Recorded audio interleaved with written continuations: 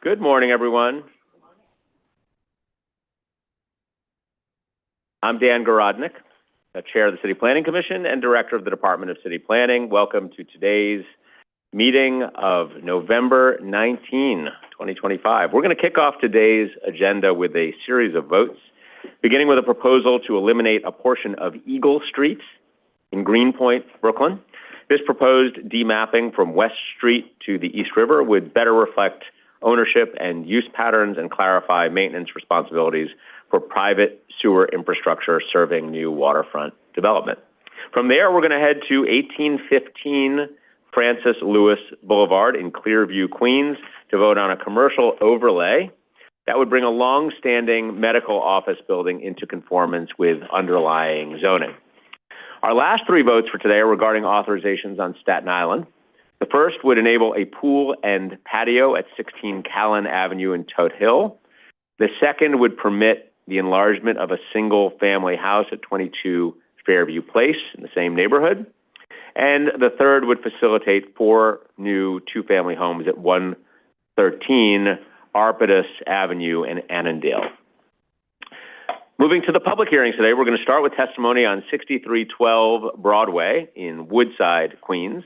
This building would contain nearly 70 homes, around 20 of them permanently income-restricted affordable and ground floor retail.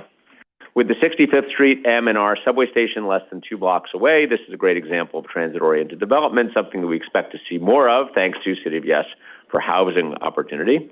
I'm also happy to note that this is the first project in Queens to use the Green Fast Track, which provides a faster, more streamlined environmental review process for small and medium-sized climate-friendly housing projects.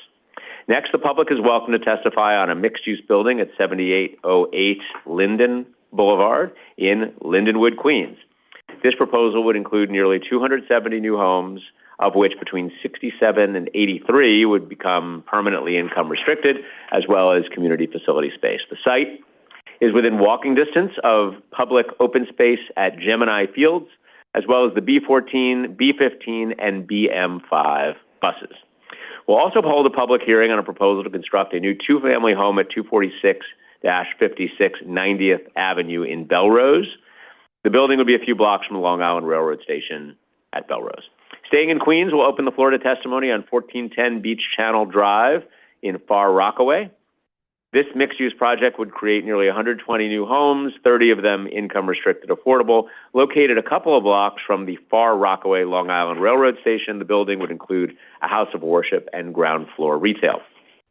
The public is invited to testify on a proposal for over 180 new homes at 217-14 24th Avenue in Bay Terrace, Queens. 55 of those homes would be permanently income-restricted affordable, and 65 of them would be dedicated to long-term care for seniors, all located near the Bayside Marina and the Joe Michaels Mile. From there, we're going to hold a hearing on the acquisition of Prospect Farm in Windsor Terrace, Brooklyn. The Department of Parks and Recreation seeks to acquire this space to preserve its use as a community garden. Since 2010, this garden has been an active part of the neighborhood, providing healthy food and a spot to drop off food scraps or composting. The public is also invited to testify on Constellation, which is a series of proposals that together would deliver nearly 100 home ownership opportunities across 8 buildings in eastern Brooklyn. The buildings will be located in Bed-Stuy, Brownsville, East New York, and East Flatbush. All sit close to subway or bus lines. This project is proposed by HPD in collaboration with Habitat for Humanity, and all homes would be income-restricted affordable. The final hearing for today is on 395 Flatbush Avenue Extension, a mixed-use project in downtown Brooklyn, proposed by the New York City Departments of Housing Preservation and Development, Citywide Administrative Services, and Health and Mental Hygiene. This 72-story tower would include over 1,200 new homes, of which between 325 and 379 would be income restricted.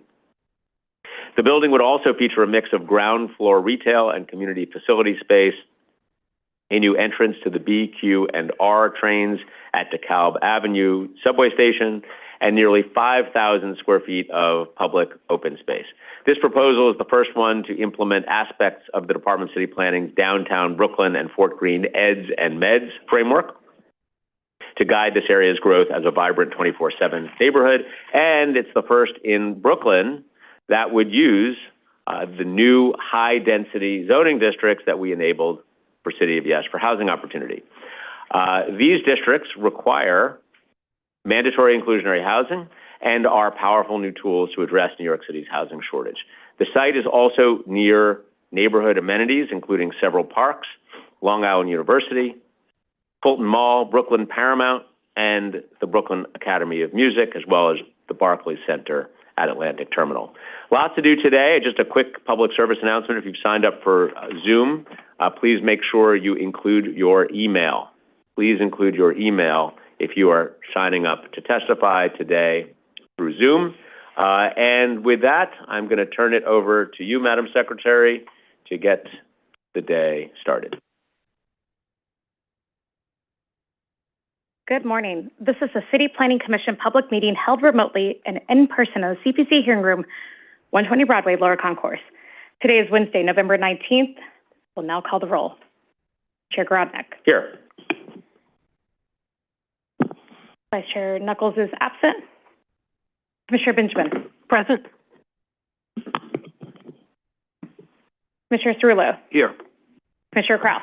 Present. Commissioner Dweck. Here. Commissioner Gold. Here.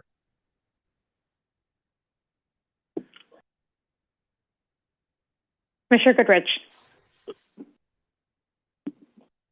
Commissioner Kermani. Here.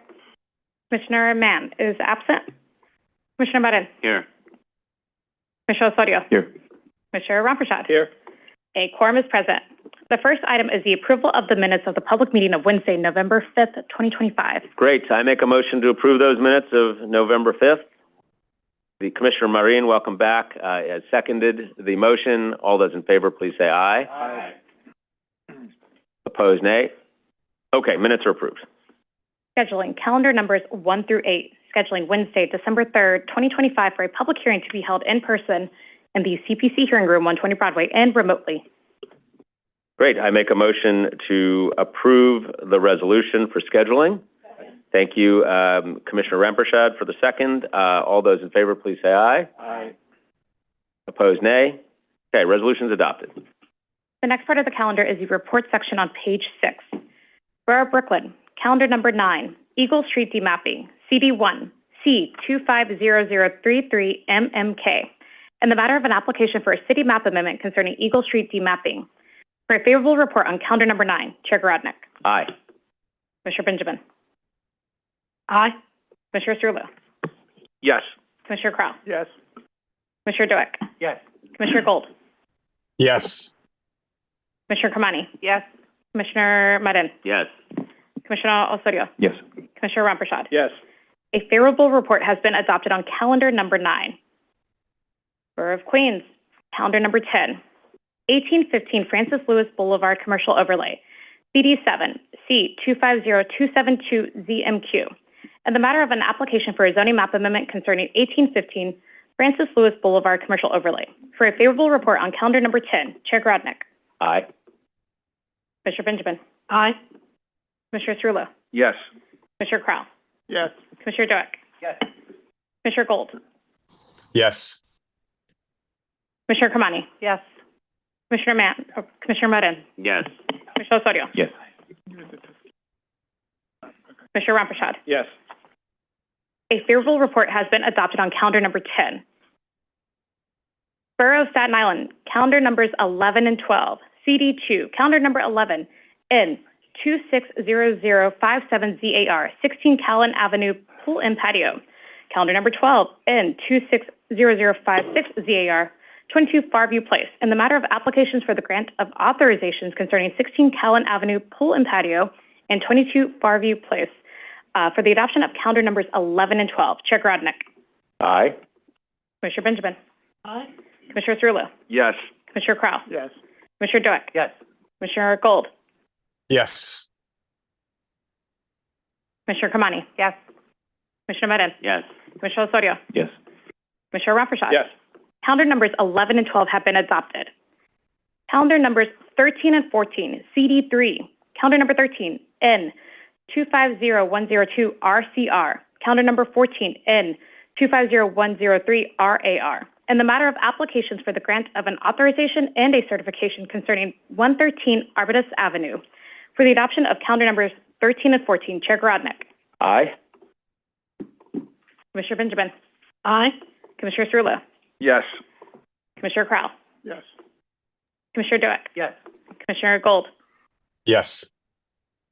Commissioner Kamani. Yes. Commissioner Marin. Yes. Commissioner Osorio. Yes. Commissioner Ramprashad. Yes. Calendar numbers 13 and 14 have been adopted. The next part of the calendar is the public hearing section on page 8. Great. Thank you, Madam Secretary. We'll ask those who are here with us today, either in person or on Zoom, to limit your remarks to 3 minutes. And note that after that time, you will be the microphones will be muted. We're glad you all are here. And let us move to the first item on today's agenda, Madam Secretary. Borough of Queens, calendar numbers 15 and 16. 6312 Broadway rezoning. CD2, calendar number 15, C250268 ZMQ. Calendar number 16, N250269 ZRQ. Public hearing in the matter of applications for zoning map and zoning text amendments concerning 6312 Broadway rezoning. Great. And we have Mr. LaBelle, Richard LaBelle, here in the room. This is your team on Zoom. Is that correct? Correct. Okay. I've got Shiming, Tam, Ankit, Meda, Christina Shapansky, and Bayan Batan. Correct. Okay, great. Whenever you're ready, go right ahead. Welcome. Thank you, Chair. Commissioners, once again, Richard LaBelle of Sheldon LaBelle PC for the applicant. We're here today for the 6312 Broadway rezoning. This rezoning, very simply, requests a zoning map amendment to change an existing R5 C22 district to an R7A C24 district and R5 C22 to R5 C24 further from Broadway. We'll go over that on the maps. And this would be in Woodside, Queens. There are roughly 9 full lots and 4 partial lots located within the rezoning area. And this would allow for a 9-story plus cellar mixed commercial and residential building with roughly 55,000 square feet of floor area. The building would have roughly 67 dwelling units and 22 permanently affordable. Community Board 2 voted near unanimously to approve this, as did the Queensborough President. We are hopeful that the Commission will equally find this to have merit. You can see the rezoning area here, the existing R5 district existing since 1961, and badly in need of an update, frankly. This is a wide thoroughfare, as we'll show on the tax map and zoning maps and the area map, situated in terms of transit. There is existing R7A along Broadway further to the southeast. Here's the tax map. The area in red, 11,000 square foot development site where the building would be housed, as well as additional lots along Broadway, which would similarly be rezoned to R7A C24. There are also lots to the rear where the commercial overlay would be updated from the existing C22 to a C24 district. This is the area map, which I think tells the story well. As noted by the chair, we are quite transit-oriented, having 2 subway lines within a block of the property. The property is well situated, both in terms of its adjacency to a wide street on a corner, as well as other transportation within the larger area. So really, you have an underbuilt site here. The site at 11,000 square feet has roughly 7,700 square feet of commercial development on it. No displacement, no residential displacement would take place at the site. This really is a perfect site in terms of the opportunity to rezone, and this was echoed by the strong 29-1 vote in favor by the Community Board. You can see pictures of the site. Again, long-standing commercial uses, ground floor with occasional second floors along the area fronting Broadway. And we also have plans and materials reflecting the 9-story massing along Broadway with commercial on the ground floor. The commercial square footage going forward would be roughly equivalent to that which is currently at the site. So we're adding updated commercial space. We're adding up to 67 residential units, and as was stated, roughly a third of those would be affordable. So with that, the applicant is hopeful that the Commission will indeed echo the prior determinations of the agencies and boards which have seen this application and vote in favor of this meritorious rezoning. And with that, we're happy to answer any questions. Great. Thank you for that. just a question, noting that this was the first green fast track project in Queens. Did it help? It absolutely helped. It was really wonderful to see that, particularly as someone who's been practicing before the commission for some time. The timeframes here were greatly shortened. Environmental review, as you can imagine, was similarly shortened. It was just a fantastic process. We always appreciate the work of the department in moving these applications along, but this was exceptional in terms of the time from filing to hearing by the commission. Great, thank you. Commissioner Osorio? Thank you, Chair. Thanks so much for the presentation. I had two questions, really. The first set of questions follows up on some of the community board's recommendations. As you pointed out, they voted almost unanimously, but they made a series of requests. And so the first one is to consider all three MIH options to reach deeper affordability. And so as proposed, I think you're saying 2. Is that right? Yeah, the proposal pencils out 2. The applicant, of course, working with the council member, there'll be an adjustment in terms of the council member's preference as far as what affordability options are chosen. I think the community board was primarily interested in making sure that the full array of affordability options were available, given not only the site, but also adjacent sites which are being rezoned. I would just also highlight the need for deeper affordability. Understood. I think that that's also echoed by the board president's comments. So do you think that the applicant may consider? I think it's a strong consideration. I mean, the conversation with the community board was very honest, and it was that the developer is most interested in seeing this project to fruition. This is an area where there have been prior rezonings with MIH, and the developer merely wanted the opportunity, should the project go in that direction, to be able to use option 2. But having said that, they're happy to look at option 1 and to see whether or not has utility for this development.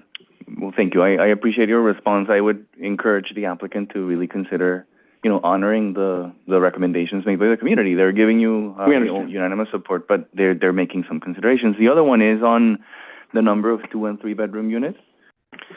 What is the general response to that? Yeah, I think also similarly, the applicant here is amenable to looking at that.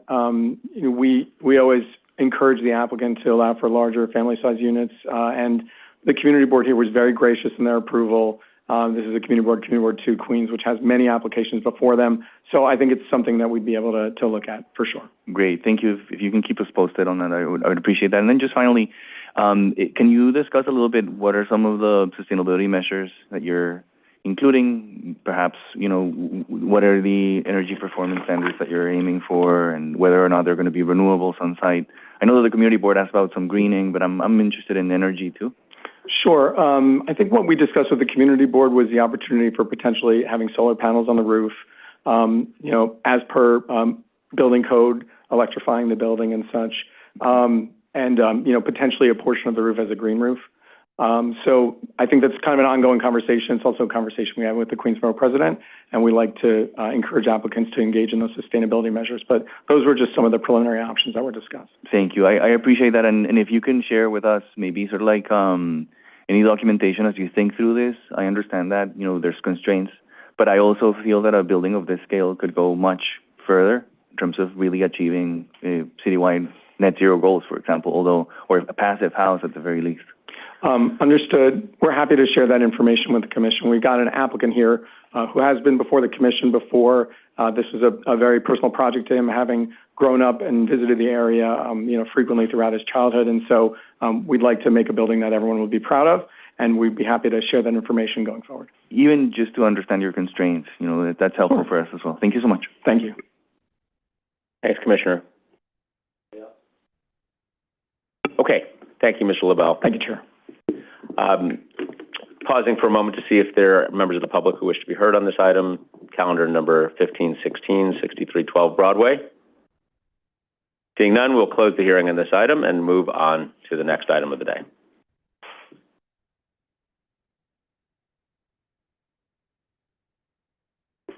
Which I can reveal is 7808 Linden Boulevard rezoning, calendar number 17 and 18. We have an applicant team which includes Florencia Mutarelli Pereira, Frank Patella, Lisa Orantia, and Danielle Drake. And welcome. Nice to have you here. As soon as everything is set up, we will get started. Anything I missed, Madam Secretary? Just noting calendar number 17, C240145 ZMQ, calendar number 18, and 240146 ZRQ, public hearing in the matter of applications for zoning map and zoning text amendments concerning 7808 Linden Boulevard rezoning. Great. Welcome. Thank you. Lisa Orantia, Land Use Counsel from Ackerman for the applicant Linden Canyon. The site is in a transitional area with higher density commercial and residential buildings west of 79th Street and lower density residences east of 79th Street. Current tenants of the one-story commercial building rent month to month. The site is currently mapped in a low-density R4 district with a C12 overlay, and we are proposing a medium-density R7D C24 along Linden Boulevard and R6A at Mid-Block, which are suitable at the location of a spacious intersection on a major roadway with access to public transportation and outdoor recreation space, and compatible with R6, R7, and R8 districts to the west. The new districts are also consistent with the Jewel Streets Neighborhood Plan land use framework that identifies the area for medium-density development as part of a comprehensive strategy to encourage redevelopment of underutilized sites, investment in affordable housing, and improvement of sidewalks and streets. We are also proposing an MIH area for options 1 and 2, and a cancellation of a 1976 restrictive declaration to allow as-of-right development. In sum, the proposed actions would encourage the production of new affordable homes, essential services, and businesses that respond to the surrounding transitional context. The proposed building design was improved with community input, resulting in lower street wall and building height along 79th Street, 97 units of senior housing shown in yellow on the right, and 170 units of workforce housing shown on the right in blue. In addition, space is now dedicated for 2 community facility uses. The proposed 6 and 12-story buildings would contain 224,000 square feet of residential and community facility floor area and 267 senior and workforce units. Frank Quatella of Quatella Architects will discuss sustainable and flood resilient features.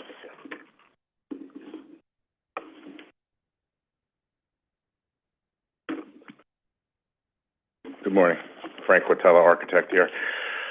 Just a bit about the sustainability and the green infrastructure we're proposing here. We are seeking to achieve passive housing with the overall design, fully electrified building, and a bit of flood resiliency at the level of the first floor, namely at the commercial and community facilities. We're going to install floodgates and dry flood-proof that area, as well as elevate the residential entries to a level above the floodplain, and the utilities, services, and anything that would be mechanical would be elevated above that level as well.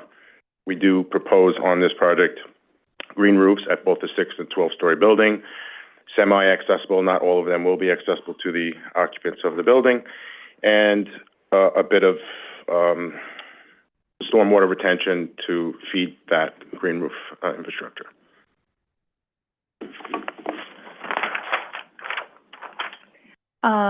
This slide shows the first and second floor plans. Parking access would be on the side streets with entrances on Linden Boulevard and an additional residential entrance on 79th Street. All units will be income restricted. The applicant is an experienced affordable housing developer and plans to use HPD's mixed income program Mix and Match to fund the construction of apartments for residents earning a range of affordability tiers. The developer will work with HPD to set aside 30% of residential floor area as permanently affordable to comply with the term sheet requirements to satisfy MIH option 2. A negative declaration was issued with E designations for hazardous material, air quality, and noise. CB10 recommended approval of the application with conditions. The applicant has already revised the design to include senior housing and shift bulk away from the two-story buildings on 79th Street and has agreed to work with the community on the specific use of the community facility space.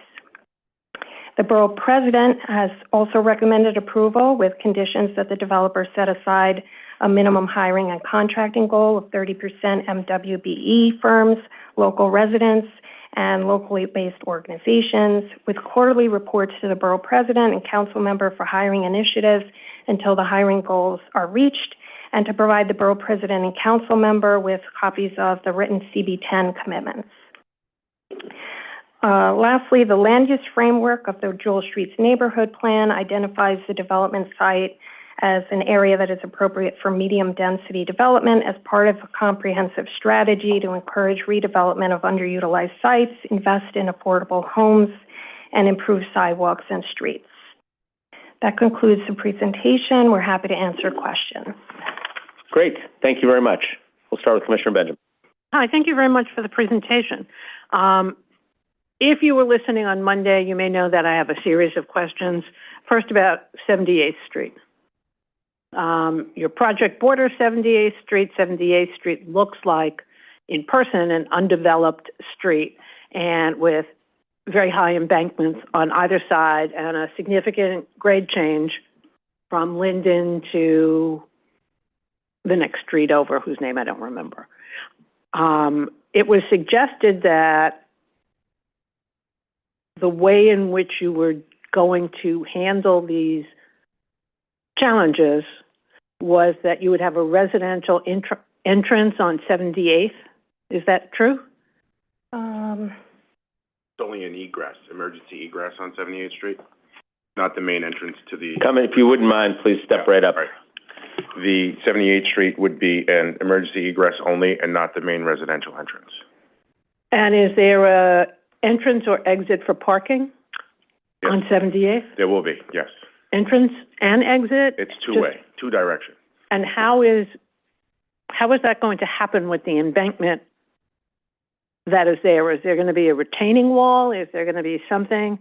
Well, right now that would be at the level of the building's foundation and would be a simple garage door within that foundation. So if the street were to be improved and raised to legal grade, the entrance would be closed and foundation infilled. And there's an alternate entrance on 79th. It's also two-directional that would provide access to all the parking. And just to add to that response, the DDC and DOT will determine the final grade of the streets surrounding this development.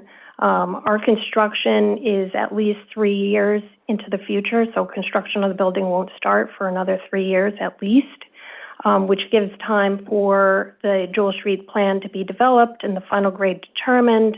A builder's pavement plan will be submitted with this project. It'll be subject to DOT and DOB review, and it will be aligned with the Jewel Street plan.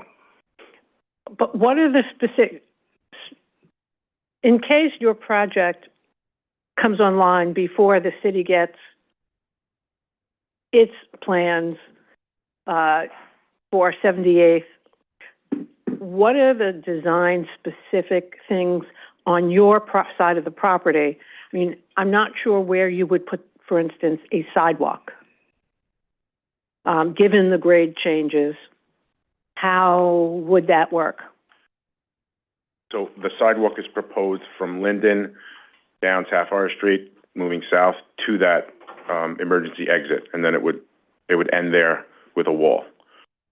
It's sort of a drop-off, but the street would have to be improved from Linden moving south to the proximity or the termination of our property along the, I said guidelines with the builder's pavement plan. So kind of a sidewalk to nowhere. Oh, yes, it would be a wall, a railing, or some sort of DOT standard that we would have to install there, yeah. Right. I'm sure neither one of you were involved, but when this project was approved and the restrictive deck was approved for the project, there was an extensive treatment of 79th Street. Do you have any idea why at that time, the same was not accorded to 78th Street. Not certain. My understanding of the RD is that it included this development site and another property in Brooklyn. And that Brooklyn property was obligated to improve the streets around its lot, whereas the restrictive deck, as it applies to our site, governs 79th Street. Right, 79th Street, but not the improvement of the street. It governs whether signage and windows can be facing onto 79th Street. When I read the restrictive deck, I thought it had more to do in the letter from Harvey Schultz, or letter to Harvey Schultz from the applicant, had a whole series of street improvements. Well, I can go back and review it and respond to that question. Okay. I'll also note that if this site were to be developed as of right, it would also need to comply with the city's rules for street improvement. And I know that you can't speak for DEP, but I have observed many times there is a large puddle, like a lake on 78th Street. I'm not sure that there were sewers on 78th Street. Is that a condition? I mean, it doesn't seem like that would be a condition that would be positive for your development. So is there anything that you can tell us that is going to happen that would make it more desirable? Sure. Well, we have H2M architects and engineers consulting on stormwater management and sewer infrastructure. They've been in contact with DEP, and they're going to work with the city on stormwater management. This project is also going to have to comply with the Uniform Stormwater Rule, which sets guidelines for retention and green infrastructure so that flooding will not be increased as a result of the development. There's a proposal to have underground storage tanks that will control stormwater and release it slowly. Also, bioswales with DEP approval will capture rainwater. And as Frank Quatella earlier mentioned, our critical building systems are going to be elevated above floodplain. The more you can tell me about that, we had another project just a few blocks from here several months ago, and I had the same series of questions because this area is prone to flooding. And while your project may not increase the level of flooding, it certainly won't decrease it. So my questions really are at the heart of how we make not just this project, but the flooding in the area better for residents who live there and for your residents who presumably, even if there's not a entrance on this side, will look out on it. They will have to deal with the condition of the street, with trying to park in a place that is not conducive to parking because it's kind of like a dirt road that it may once have been paved, but that pavement has significantly eroded. Okay, so for the response to that comment, I'd like to allow Danielle Drake to address that, and she can speak as to the more stringent requirements that will apply to this building and how that will impact flooding in the area. Hi, Danielle Drake, H2M Architects and Engineers. You can raise the mic. Great. There we go. So this area is already a developed area, as we can see from the pictures. So it does have a certain amount of stormwater capture, I'm sure, that's on site. However, because DEP has changed their regulations over time, they're definitely way more stringent. And actually, I would imagine that with the development of the new building, there would be less stormwater entering the system at peak levels. Okay. Thank you. And I have one more question, which is about the senior apartments. Are the senior apartments, what is the unit distribution? Are they studios? Are they studios and ones? What is the... Yeah, it's a mix. The units at this moment, at this stage of the architectural, are slightly oversized. So it can be planned in the future for the units to assume more bedrooms or less bedrooms, or distributed differently throughout the building, 1s and 2s, studios. But right now, it's very preliminary, but there are a mix throughout the. Seniors are going to have 2 bedrooms? If it need be, but I don't know, right now it's a little bit preliminary for them. Okay, if you could get that for me, I'd like to know whether the 64 studios that are talked about in your presentation are all for the seniors, or whether there's a wider variation and what that might look like for seniors in different situations. Sure, we'll provide that information. Okay, thank you very much. Sorry. Thanks, Commissioner. Commissioner Osorio? Thank you, Chair. Thanks so much for the presentation and for addressing our questions from the review session. I appreciate that. Specifically, following up on the information that you shared today regarding the sustainability measures, I was wondering if you can provide those in writing just so that we can understand in more detail exactly how much water are you planning to absorb, but also exactly whether or not, and maybe you can confirm this, I just didn't quite understand whether you're fully complying with Appendix G or you're complying as much as possible. I know that, just for the record, you're not required to do that, but I appreciate that you're trying to do that given the proximity to the projected floodplain. Also, Commissioner Benjamin's, comments on the stormwater inundation vulnerability here. So is it possible to maybe confirm whether you're fully complying with Appendix G or not? And if not, what is pending? And then if you can provide maybe some technical information as a follow-up, I would appreciate it. Sure.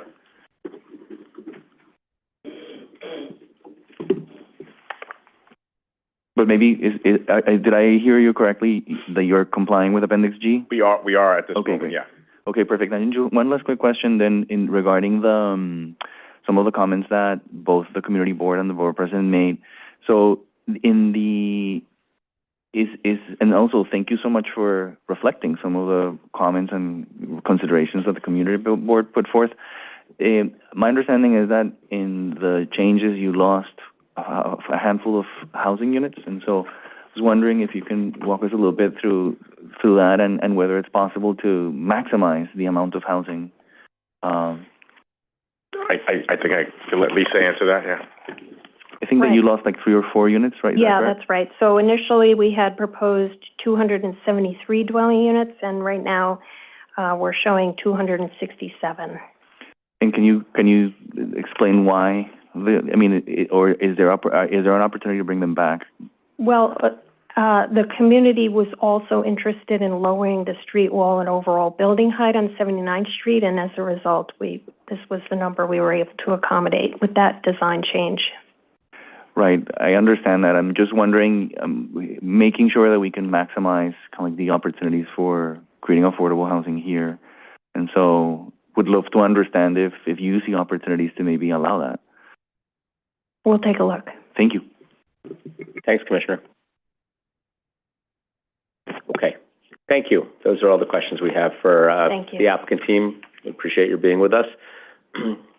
Making a call for members of the public who want to be heard on calendar 17 and 18, and seeing none. I will close the hearing now on this item, 7808 Linden Boulevard, and we'll move on to the next item of the day. Madam Secretary. Calendar number 19, 24756 90th Avenue rezoning, CD13, C250252 ZMQ, public hearing and the matter of application for zoning map amendment concerning 24756 90th Avenue rezoning. Okay, we have Todd Dale, who I believe is presenting on Zoom. Okay, great. Mr. Dale, whenever you are ready and promoted, you may proceed.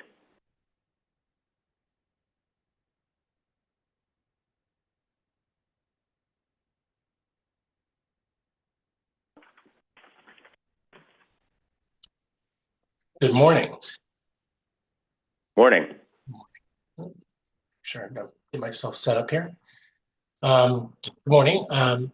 As noted, my name is Todd Dale. I'm here on behalf of this application, which seeks a zoning map amendment that would change an R41 district to an R4 district affecting block 8662 in the Belrose neighborhood of Queens that's located along the south side of 90th Avenue near Commonwealth Boulevard. This zoning map amendment would enable the development of vacant lot 31 in block 8662 with a new two-family dwelling on a single zoning lot with adjacent lot 30. Pardon me, I'm not sure if I have the ability to move the slide or... Todd, you could just say next slide. Next slide. Thank you. I wasn't sure the procedure. Thank you. So next slide. So the development site, as noted, is lot 30 and 31 within block 8662. It's approximately 4,100 square feet in lot area, and the current development is a two-story residential building. Go to the next slide, please. And next slide, please. Thank you. So the project area, as noted, located along 90th Avenue near Commonwealth Boulevard in Queens Community District 13. Immediately south of the project area is Jericho Turnpike and the boundary between Queens and Nassau County. 90th Avenue is a narrow local street, 50 feet wide, and Commonwealth Boulevard is a wide north-south neighborhood arterial. The surrounding area is characterized by a mix of uses, predominantly residential uses that are located to the north of the site, and commercial uses located along Jericho Turnpike. Next slide, please. The current zoning of the project area is R41 and R4 with a C13 commercial overlay. The zoning of the area was R4 at the inception of the 1961 zoning resolution. And there were a few changes, but the most significant change was in August of 1991. The rezoning area was amended from R4 to R1 as part of the Belrose rezoning. And this rezoning was mapped, the boundary between this R41 district and the R4 district in a way that resulted in a series of split lots on the south side of 90th Avenue. Next slide, please. And next slide, please. And then we'll go to the area. So one more slide, please. Next slide, please. The proposed action would consist of a zoning map amendment that would, for the R41 to R4, which would affect the area oriented on the south side of 90th Avenue. It would include both the development site and parts of other lots in this area. This proposed zoning map amendment would relocate the southern boundary of the R4 district to the center line of 90th Avenue. It would effectively remove the split lot conditions that are affecting the lots on this curved irregular block on 90th Avenue that was created when the Belrose rezoning occurred in 1991. Thank you, Mr. Dale. That's the time. Let me see if there are questions for you.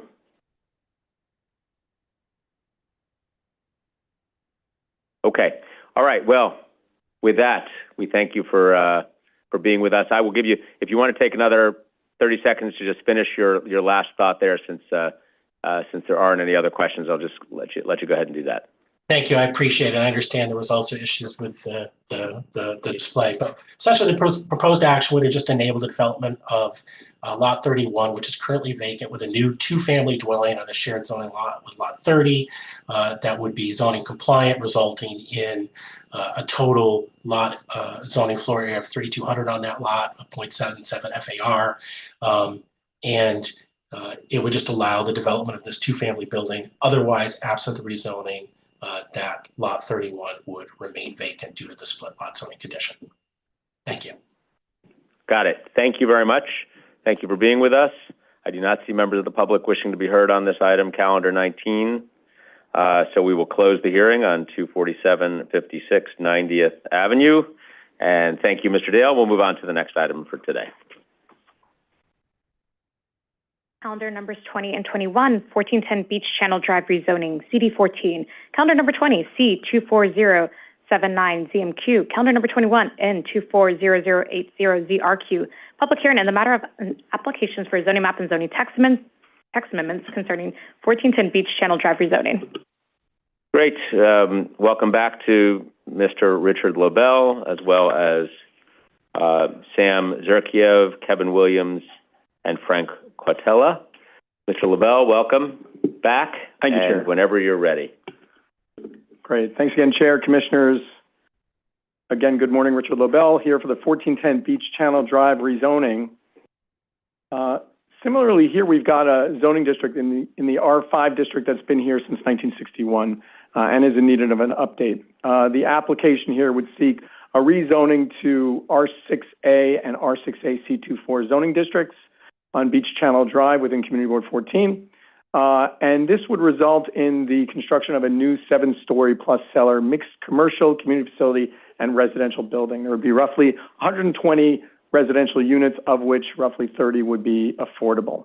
In addition, of course, we would be mapping MIH to ensure it required affordability. The numbers behind the development, 7-story plus cellar building, mirroring much of the development in the immediate area. The building at 110,000 square feet would include 4,800 square feet of commercial use and 4,400 square feet of community facility use, a vast upgrade over the existing roughly 3,600 square foot community facility building and open parking inclusive of used car sales. This is a very underutilized lot. The numbers again, 65-foot street wall height with 15-foot side and front setbacks and 81 parking spaces. Option 1 has been selected for the development. With regards to the zoning, you can see here, it will be clear in the area map that there is existing R6, R71 zoning within the downtown Far Rockaway rezoning area immediately to the east of the site. And this development site is inclusive of 2 frontages along Namaoke and Beach Channel Drive, as well as being along Beach Channel, which is a major thoroughfare in the area and is currently being redeveloped pursuant to DOT's program to allow for freer pedestrian access and better access from Beach Channel generally. You can see the area map here. This, I think, tells the story well in terms of why this is an appropriate rezoning. The Redfern houses to the north at roughly 6 stories, mirroring the height of the proposed building here. Additionally, there are mid to high density developments being developed to the north and northeast of the site in the R6 and R71 portions of the area, being non-contextual. And so the area basically is able to support this additional development. In addition, while this is the Rockaways, we do have excellent transportation near the site. The Long Island Railroad train stops within 200 feet of the site. The A train has a station within a third of a mile of the site. Indeed, there obviously transportation in the area, while being difficult, is excellent at this site, and really development here should be encouraged. We included photos of the site to demonstrate the existing open uses, inclusive of the used car sales, as well as the rather small community facility church building, which would come back in the proposed development in a new updated 4,400 square foot facility. With that, we've got project plans and materials. I'm happy to have Frank Quatella address those to the Commission. Good morning again. Frank Quatella here, architect. Let's speak a little bit about the architecture of the building. As Richard mentioned earlier, it is a 7-story building, but 6 stories at the street wall and a setback at the 7th floor. At the 6-story setback, we are proposing terraces and green roofs for the occupants and residents of the buildings. Richard? Sorry, thank you. Underground parking here at the cellar level with a 2-directional ramp, and surface parking at the level of the sidewalk at the rear portions of the building. It's all a self-park, so there are no attendants, so we do not propose to have an attendant parking facility here. And at the level of the first floor, both community facility and commercial space. The commercial space, I believe, Richard, should you mention that? It would be a house of worship that's currently on site right now, and we're trying to accommodate them. Community facility. I'm sorry, community facility back at the space, including some storage for them as well. Those spaces, although not particularly in a flood zone, we are going to comply with Appendix G and provide floodgates and dry floodproofing for them. The residential entries will be at grade, but the main building utilities and infrastructure will all be elevated above the floodplain there. And getting up to the upper floors, both the 2nd through 6th, a mix of units, studios, 1s and 2s, some of the units at this point, being very preliminary in architecture, are oversized, and we will accommodate more units if density permits, or if the neighborhood would like to see a variation of unit sizes and bedroom sizes. Moving up to the upper floors, you can see the setbacks at the north and east side, private terraces for the residents. Again, at the 6th floor, some private terraces for the residents. And at the 7th floor, you could see from the elevation here, we are proposing a bit of green roof, potentially solar panels, fully electrified building, and those spaces at the upper roof and portions of the 6th floor setbacks will be accessible to the residents as well for some building amenities. I'll hand it back to Richard. Thank you. So with that, the applicant team is available both in person, online, and happy to answer any questions. Great, thank you. Excuse me, thank you for that. So you have 2 lots, 1 and 51. One's a car dealership, one's a house of worship. It's anticipated that the house of worship would come back as part of that 4,400 square feet of community facility space, correct? Correct. And they are jointly owned by a single owner? One entity, correct. And it's an LLC? Correct. Okay. Just speak for a moment more about, if you can, the community board's concerns about infrastructure and the mix of 1 and 2 bedrooms. I think there was an interest in seeing more either family size or more 2-bedroom apartments in the mix. Could you just talk about those issues a little bit here? Sure. So I'll start with the easier one, which is the applicant is more than happy to engage in unit combinations and to reduce the number of units here, and particularly to allow for more family-size units. And so that is something that we've talked about internally, and we're happy to comply and come closer to what was recommended both by the community board and also by the Queensborough president. The second question is more troubling, which is the community board here and community board 14. And since 2022, the community board, as the commission may be aware, has had a moratorium on the approval of rezonings above an R6. And so they basically wanted there to be study data in terms of sustainability, as well as, more importantly, the opportunity to allow for the orderly vacating of units and the orderly allowing residents to get to safety in the case of storm or other natural disasters. So there was a private study, or there was a study that was commissioned. The council members of the area were involved in this, and at some point, Hester Street, which was conducting the study, folded, and there was no longer any study that was being performed. Our office followed up repeatedly with both the council member's office as well as with Hester Street to no avail. And so now we're in this position where, despite the fact that we feel what we have here is a meritorious rezoning and one which is well suited for this particular area, we have nowhere to turn in terms of the community board and this absolute moratorium. So while we discuss this with them in earnest, they have a dogmatic opinion on all rezonings above an R6. And as the commission is aware, any rezoning above an R6B or greater has affordability. So while we've done rezonings in the area since 2022, they were eventually downzoned to an R5 district, which basically created no affordability.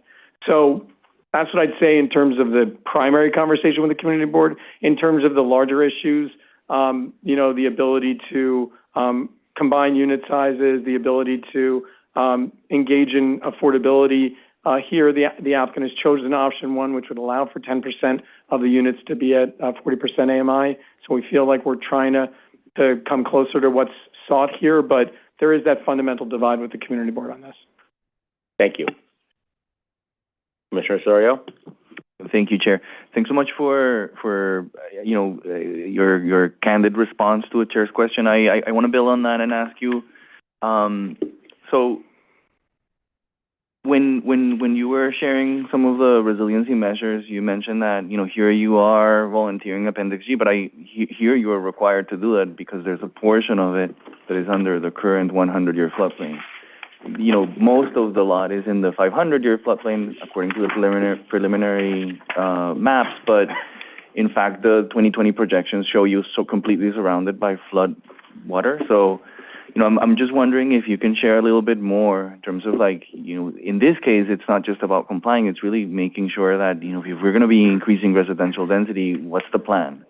So my first question is really, what can you share with the community who, we just discussed is severely concerned with the capacity of the infrastructure here to protect them in case of severe weather with what you could be building here. In other words, what's the public benefit of improving the site in this regard, not just for the people who you're going to be bringing here, but for the residents nearby? That's the first question. The second question is maybe, so like just to create a little bit of a context, what has changed since the moratorium? Has the city, the Office of now the Emergency Management, Department of Emergency Management, improved the emergency evacuation infrastructure? Have there been recent DEP infrastructure improvements or projects coming that we should know about? Help us understand a little bit why you think that it makes sense to increase residential density here. Okay, so the first question, I could definitely say that the site will be improved, both by zoning and by just opinion, that it's currently right now 100% paved used car lot. Okay, so it has almost 100% stormwater discharge out into the street, and a portion of it is actually occupied with a church as well. So there is no green infrastructure on the site at all, and we are proposing that. So it might retain a bit of water, so it will have less stormwater discharge, as well as providing housing.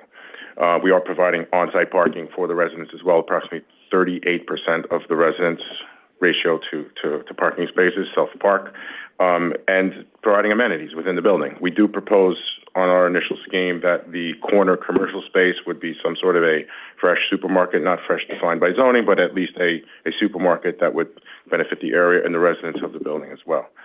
The second question I would have to defer to Richard on about the infrastructure and the community needs. So I would just respond with two quick points. The first is to go with with a little bit more particularity to discuss the infrastructure improvements that were suggested in terms of DOT.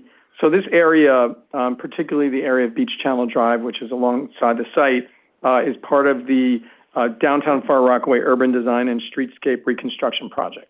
So the goals of that project include a more inviting pedestrian experience, to allow for energy efficient, visually appealing street designs, but more importantly, it includes a full street reconstruction with new storm and sanitary sewers, curbs, sidewalks, etc. So as far as reconstruction in the area, which is going to contribute to storm and sanitary sewers, this is one of the areas that DOT is focused on, and so this development would indeed benefit from that. I'd say kind of on a larger level, just because it's important to discuss what the community board was concerned about, there were also other environmental issues in the area in terms of M1 plants in the area and air quality. And not only was our environmental consulting team, GZA, included as part of the conversation, but they did say that while we would not be required to do further review under the EAS, they were happy to update the community board in terms of air quality and more specifically whether or not there were any violations of that air quality and the permits in the area so as to improve these conditions, not merely for potential residents of this building, but for the surrounding area. So we are aware of that. We do think that this area has been under duress in terms of environmental and sustainability conditions, and we're happy to contribute in that regard. Thank you very much for that. If you can share some of that with us, I would appreciate it. Just one quick follow-up question, if there's points. Okay. So in the event of a severe weather, let's say that this building loses power, what are the plans for evacuating? Like, what help us understand a little bit? You know, how can we guarantee that people here are going to be better off? Yeah. In other words, are you considering potential emergency backup power? If so, help us understand how will that be fueled, et cetera, just to understand. Sure. What's the longer term plan here in the lack of sort of additional infrastructure improvements? So there is a backup generator that's proposed for the building. Chair, I'm not sure whether or not we'd be able to defer this question to Kevin Williams from GZA, who is on the call and available to answer. Yes, we certainly can. Okay. In fact, we'll promote him now if he's not already. He is promoted. Kevin, you should be able to unmute. Hi, all. Richard, members of the commission, Kevin Williams from GZA. I can provide a little bit of an outline. I think everybody here on the board knows that the Rockaways is on the commission knows that the Rockaways is a concern. The primary concern, I think there was actually behind the scenes support of the community board, I think the broader concern is the some 30,000 units that have been proposed over the next several years for the broader Rockaways. Now, the few advantages of this site, obviously, is it's equidistant from LIR and from the A line. Obviously, that does not help with disaster recovery. There was a 2024 update to the sort of the disaster recovery plan, and there's some work that was done by City College on recovery. But I think the idea behind a current coordinated outreach, advanced notification system, which there is for the Rockaways, mandatory evacuation orders for, this is one of the 6 zones the city identifies, evacuation. It's one of the three surge zones that are present. So I think what the building can do, in addition to backup, is to have a building notification system that, you commonly have these in residential buildings for notifications related to building maintenance and that sort of thing. I think one of the things that we could stipulate here, and is reasonable and rational, is to have a building notification system, advanced coordination if busing or things like that are needed with a busing company in the event of a system, given that, we cannot necessarily rely on citywide efforts here, for the entire peninsula. That advanced notification system would collect information related from the national, from NOAA, from local weather systems to identify, obviously we know when a major storm's coming, and based on latest data, when nuisance related data indicates you might have access issues. I think we can frame something out for the commission that's a little bit more supple. But this is one of the things that I've seen in various communities in the Northeast relating to advanced building management systems, particularly given what we're seeing with these, 6-inch storms over multiple hours. So I think that plus advanced arrangements with a bus or a series of short bus systems for people that might be disabled, to get that in place in advance as an amenity, to the building. Obviously, I think the broader issues related to DOT enhancements to the beach channel corridor, design and construction improvements to catch basins and that sort of thing are something that the building will have to advocate for. But the one thing I would note is that this is near, recent density enhancements, in sort of the broader downtown area off of Central Avenue that's a couple of blocks away. And there's a locus here of people that might be able to benefit from a coordinated system of evacuation in the area. But that's what I would recommend right now to supplement the existing emergency prepared programs that New York City offers. Great. Thank you so much for the comprehensive response. And if you can share with us anything in writing, just so that we can understand in full detail what you're thinking, specifically what you mentioned about the backup power generator and how we're going to power it, just to make sure that we're not accidentally introducing, additional air quality impacts in the community. But thank you so much for that. I really appreciate it. Thank you, Commissioner. Thanks, Commissioner. Okay. Thank you very much. Thank you, Chair. We appreciate it. I'm going to just remind people that if they're interested in testifying today on Zoom, make sure you include your email address in your registration. I do not see members of the public wishing to be heard on calendar 20 or 21, 1410 Beach Channel Drive, so I will close the hearing on this item and ask you, Madam Secretary, to call the next item of the day. Calendar numbers 22 and 23, 217 14 24th Avenue rezoning, CD 11. Calendar number 22, C 240297 ZMQ. Calendar number 23, N 240298 ZRQ. Public hearing in the matter of applications for zoning map and zoning text amendments concerning 217 14 24th Avenue rezoning. Great, thank you. And on behalf of the applicant, we have Frank St. Jacques, Andrew Esposito, Isaac Astrachan. Sorry if I've done damage to your name there, and Raina Wong. Welcome.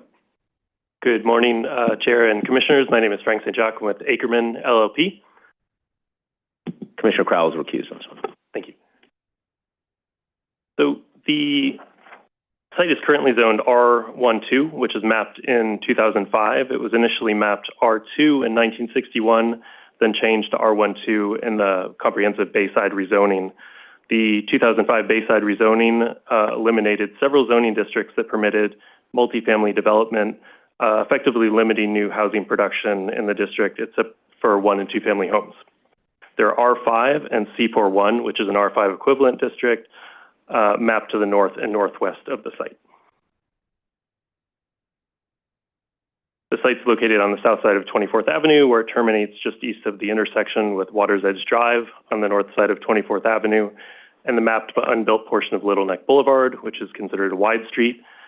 The site is a single tax lot. It's approximately 55,000 square feet, and land uses are shown here, essentially low-density residential context within the R12 mapped at the site and to the south, and multifamily residential in the R5 zoning district mapped north of 24th Avenue.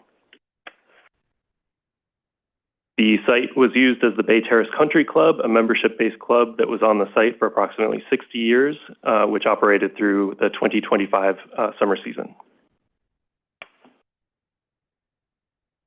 Looking at northwest, you can see the site is situated between the lower density context to the south in Community District 11 and the multifamily context to the north in Community District 7, which again is zoned R5 and C41.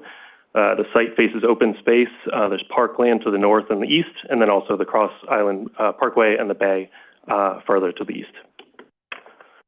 The site's within the coastal zone boundary, and portions are within flood zone A, and portions are within zone X. It's hard to see the site there, but you can see where the edges are within those two flood zones.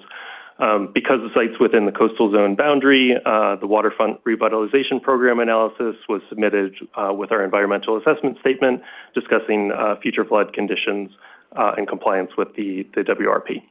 The site will require compliance with the DOB Appendix G, flood resilient construction, which requires flood proofing below-grade portions of buildings and raising mechanicals.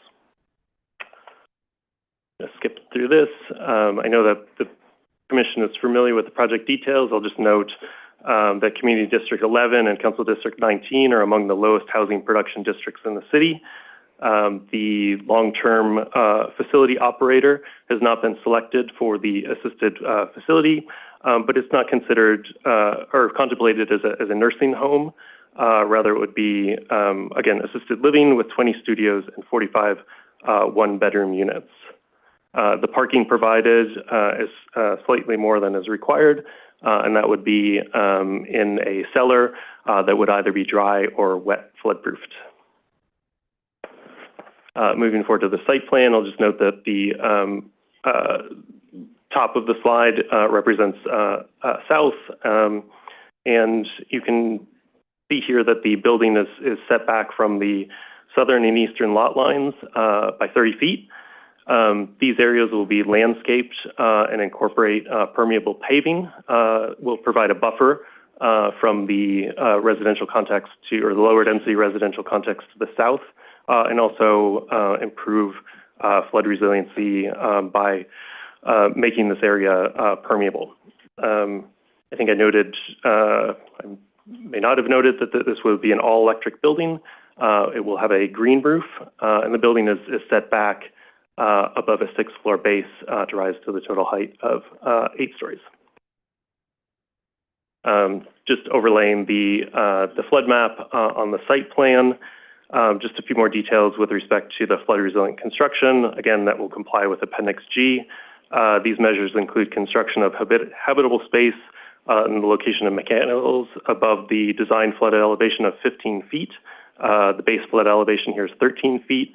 And then again, the garage, which is below design flood elevation, would either be wet or dry flood-proofed. Just some quick context. Again, you can see the building is at the edge of that R12 district.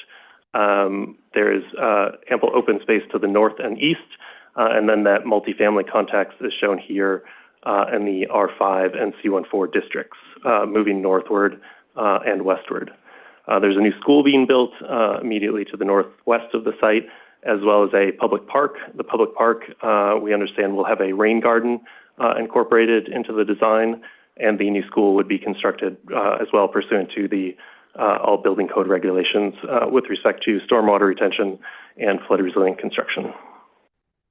And finally, we're proposing MIH options 1 and 2.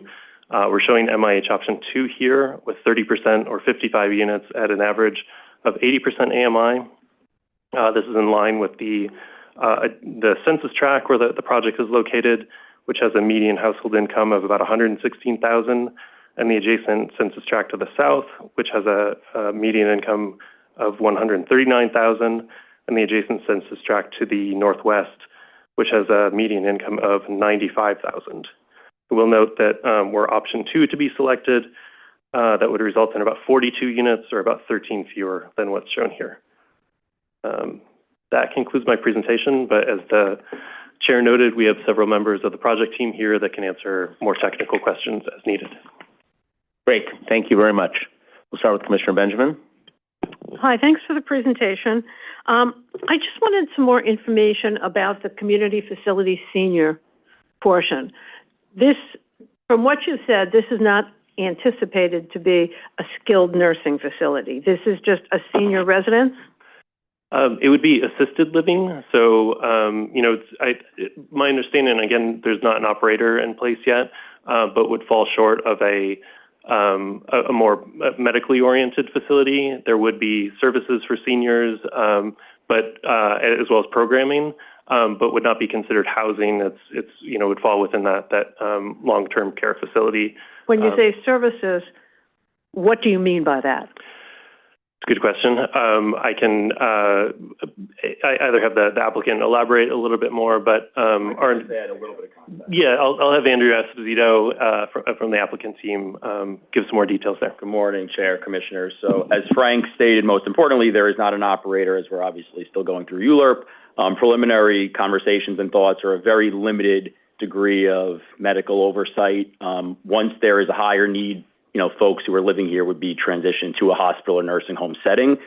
So as to amenity spaces, things like community centers, activities, movies, et cetera, from a medical standpoint. Congregate eating places, or would everyone be? Oh, absolutely. I mean, cafeteria. So there'd be some component of, amenitized and some support and service, but not a more heightened medical services. Okay, so this is not a SNF, a skilled nursing facility. Correct.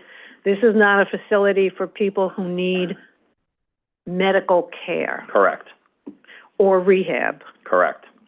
So this is anticipated to be a residence with a permanent population? Yes, ma'am. And would there be any income limitations on those residents? Not currently anticipated. It's something we can look at in conjunction with discussions with operators, but as of now, it would not. Could it be co-ops? Potentially. We'd have to look at implications for what that would entail, but, something we could look at. So other than the fact that there's an age limit for I assume only the primary resident. Correct. If someone is 70 years old and is married to a 25-year-old, they would still be able to, don't laugh. I haven't thought about that. It's an interesting question. But presumably in most age-restricted communities, the primary resident is the one who must be. I think that's right.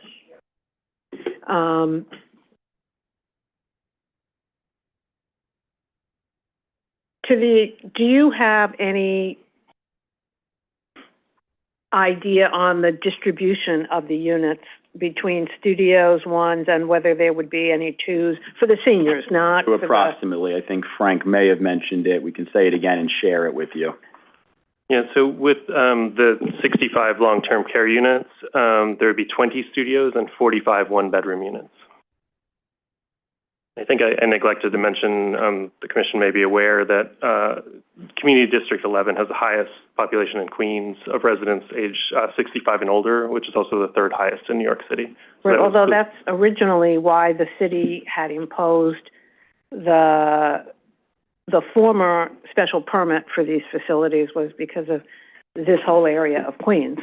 Understood. I think that the saturation issue that was intending to address, I think in our understanding based on preliminary conversations is less of a concern here. There's a mixed building between residential and long-term care facility, and there's not the same type of saturation in this area of Queens, the Bay Terrace area. And I'm curious what you see. Is there a legal distinction between a long-term care? Because from what you're telling me, this is not a care facility. This is a senior residence that happens to fall under a community facility designation, but long-term care makes it sound as if there was some element of care involved for these people. We're working with, I guess, fairly broadly defined definitions in the zoning resolution. I will note that for the purposes of seeker, we analyzed a fully residential building, essentially substituting those, actually more of those units to be housing units. I think the idea was to meet a need in the community and to bring an operator in to do so, but there's not a real legal.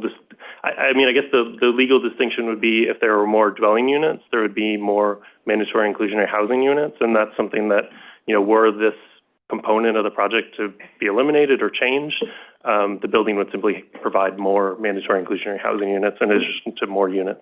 I mean, because it sounds very like a 202, which may have some congregate services and may have a social worker, but doesn't really offer care. That's what I'm getting at. You are not offering, or at least at this point, without an operator, you're not intending to offer medical care to the residents. I think, again, we're a little bit just in the abstract because we don't have the answer, but we do envision some degree of medical care. And from conversations preliminarily with operators, in the space, there are different facilities for different levels of care where there can be limited degrees of care.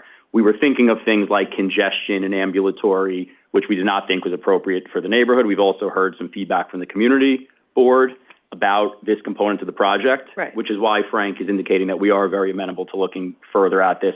Our thought on a high level, myself and other, components of the applicant team who are from this community observed the need for what we thought was an aging population to have a place to live. We felt it was appropriate early on. If that's no longer the case, we're amenable to looking at this again. Okay, thank you. Thanks, Commissioner. Commissioner Sorio. Thank you, Chair. Thanks so much for the presentation and for addressing questions that came up at the review session. I appreciate that, specifically regarding flooding vulnerability here. And on that point, I would just appreciate if you can share a cross-section just to see sort of like how you're adapting the building and the surroundings to base flood elevation and stuff. That would be great.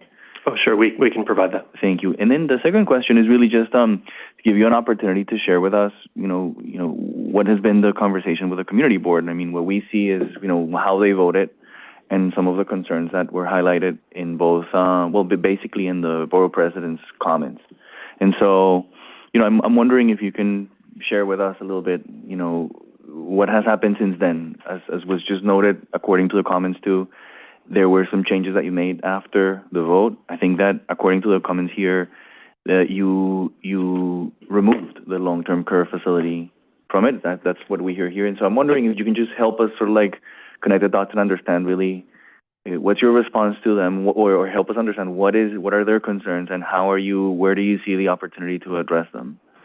Sure. So I just want to clarify, we've indicated that there's an ability to remove the long-term care facility. That's still part of the project. What we're presenting here, so the application that we're proceeding with. I think, we're very candid with the community board at the full board hearing, and just indicated, if that's something that would make the community, who is opposed to this project, make them more amenable to this project moving forward. And, I think although they didn't issue a written recommendation, there's been a lot of press about this. I think that the community, since the 2005 Bayside rezoning has been very clear about wanting to maintain the status quo at the site and within the area overall. The concerns that they've expressed are with respect to changing the R12 to really anything.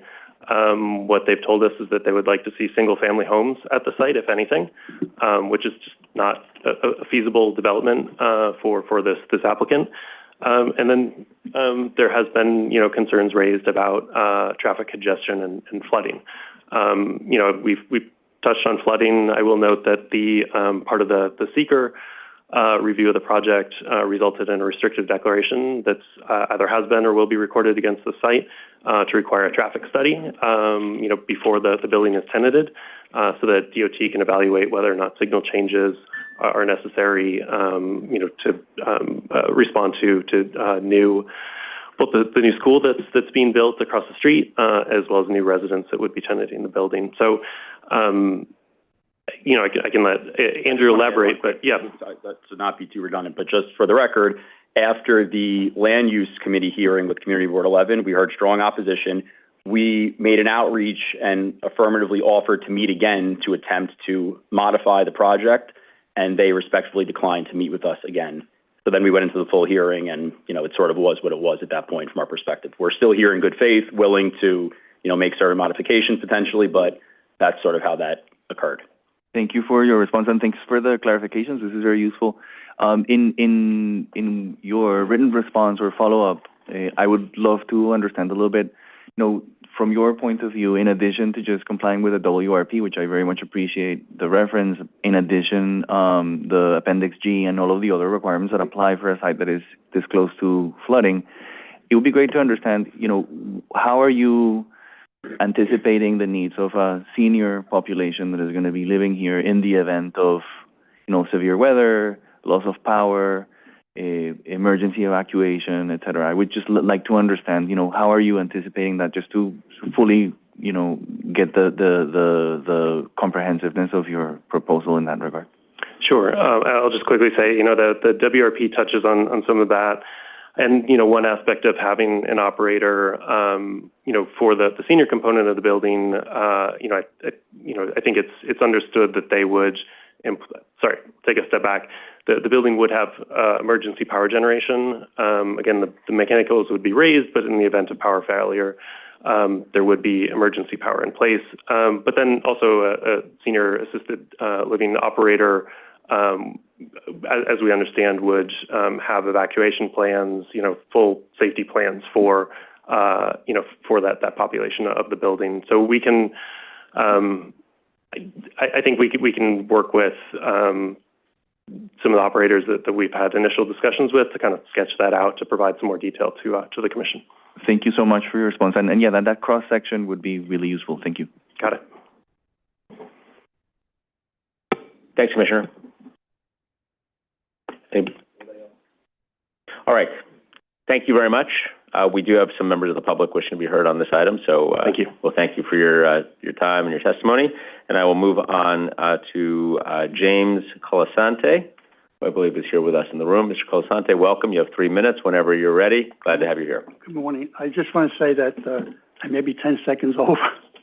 I try to squeeze it in, but well, we're gonna stop you at 3 minutes, so please don't be. Go ahead. Okay. My name is James Colasante. I've resided in Bayside for 60 years. 48 years of those as a member of the president of Bayside Gables Civic Association and the homeowners. I'm aware of how much Bayside and Bay Terrace has grown over the years. Community Board 7 and 11 are joined down the middle of 24th and 26th Avenues, the dividing line. Many years ago, the Quadmire Development Company had a grand plan to develop the area with apartment buildings, garden apartments, co-ops, and the Bay Terrace Shopping Center. But they respected the development of suburban one-family homes to the south side of 24th and 26th Avenue and left it untouched. They developed the Bayside Gables community in 1927 to showcase suburban living, and a relationship with our neighbors on 24th Avenue was formed. Bayside Gables is a historical community 2 years shy of its 100th anniversary, and we hope we can preserve its heritage. The development of any homes or buildings beyond 1 or 2 family is contextually irresponsible in a suburban setting and will undermine the quality and way of our life. The height and sky plane exposure of this building will hover 85 feet above the adjoining homes, is only 30 feet from the property lines. It's unconscionable. The environmental issues on 24th Avenue are extremely serious. In the past 4 years, we've had 2 major storms storms causing severe damage, flooding basements and parking lots. Cars were destroyed and toilets overflowed. This can and will happen again. This area is designated wetlands and are categorized as a high-risk flood A zone, and the existing sewer system cannot handle the amount of water that flows from Bell Boulevard and 26th Avenue into 24th Avenue. The builder states that the land is suitable both in composition and environmentally. Their study was taken from a 2015 report and skewed in their favor. I'm sure FEMA and the state of New York will have a much different opinion. The construction of the new school and apartment building will only exacerbate the problem. The pile driving done at the school property the last 3 months only proves that the land is weak and unstable for large structures. The fact that the school's first floor will not be at ground level attests to the concerns about future flooding. The apartment developers want to put an 85-car parking garage beneath this building, more pile driving. The developer states, and I quote, "The land is suitable for development and the proposal is not inconsistent with some of the surrounding area." That is not true. The current apartment buildings are over 300 feet away from the existing homes and are on Community Board 7, a far different composition of housing. The builder says something can be developed there, something amenable to the community. Yes, something can be built by maintaining a suburban environment with single-family homes. With the loss of parking surrounding the school and the needed parking for maintenance and school personnel and the additional overflow from the apartment building, there'll be a parking void of approximately 100 cars. Where would all these cars park? This is a dead-end street with poor ingress and egress. The traffic light at 24th Avenue and Bell Boulevard servicing the shopping center has 6 different settings to direct traffic flow. Vehicular traffic from 24th Avenue will be insurmountable. This project is ill-conceived. Okay, go ahead, finish your sentence. Go ahead. This project is ill-conceived, and our elected officials should have no compulsion to reject it outright. We ask that you join our Committee Board 11 members and Councilman Vicky Palladino and vote no against this voting change. Thank you very much. Gotcha. Thank you, Mr. Calzante. Appreciate it. Thanks. Okay. We next have Phil Konigsberg on Zoom, followed by Henry Euler.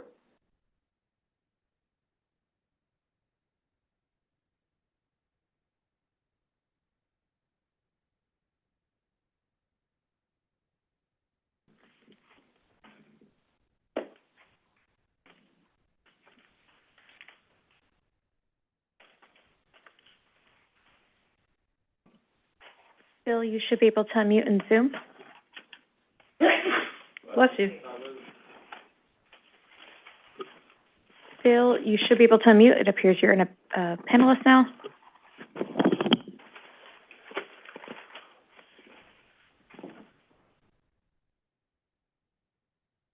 Okay, can you hear me now? Yes. I can. Okay, there we go. I apologize for I am sick, so my testimonial, hope you can understand it.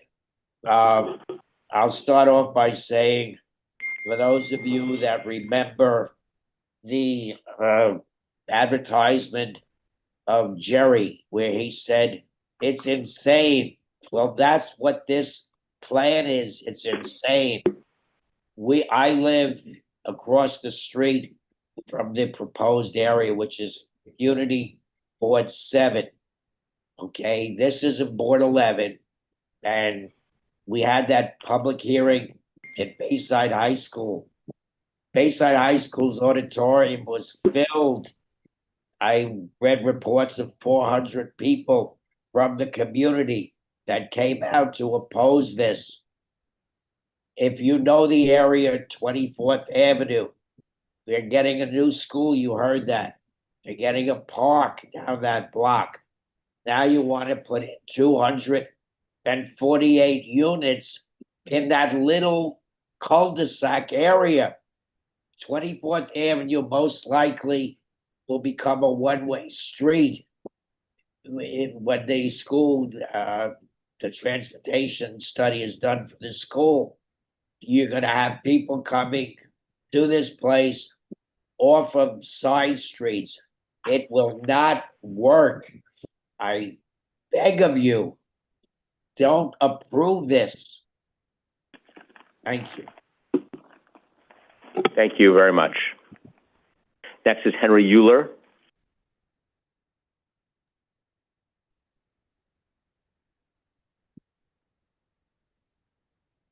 Euler, followed by Sylvia Johnson.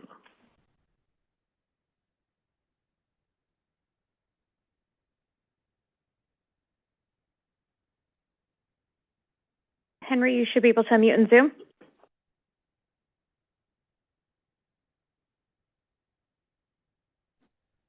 Yeah, am I on now? We got you. Good, thank you. My name's Henry Euler. I'm the president of the Auburndale Improvement Association. We're a neighboring civic near Bay Terrace, and we are opposed to this project as well. I sent in written testimony this morning to you with all the things that I heard at the community board meeting that people were upset about. I'm the second vice chair of Queens Community Board 11. I was amazed at the hearing. Hundreds of people turned up. Everybody that spoke were in opposition to this proposal. And subsequently, the community board rejected it unanimously. There's so many issues here. The 24th Avenue is a long, narrow, dead-end street. That's where, at the end of the street is where the site is going to be. It's right opposite a new school that's being built. And I don't know how the cars are going to go in and out from the new senior center or from the school, with parents dropping kids off and picking kids up. It's just, I had even driven down there to look at the site, and I had to go very slowly, and cars, I had to pull over. It was so narrow that two cars couldn't really pass that well. It's a floodplain area. Parking is going to be impossible. There's not enough parking underneath the proposed building for the residents of the senior housing places. There's not enough parking at all for the school. It's just a mess. So I would urge you to come to the site to see it in person. You get the full impact, or you can see it on the computer as well, I'm sure. Thank you so much for letting me testify today. Thank you for being with us. Next up is Sylvia Johnson, followed by Paul DiBenedetto, both on Zoom.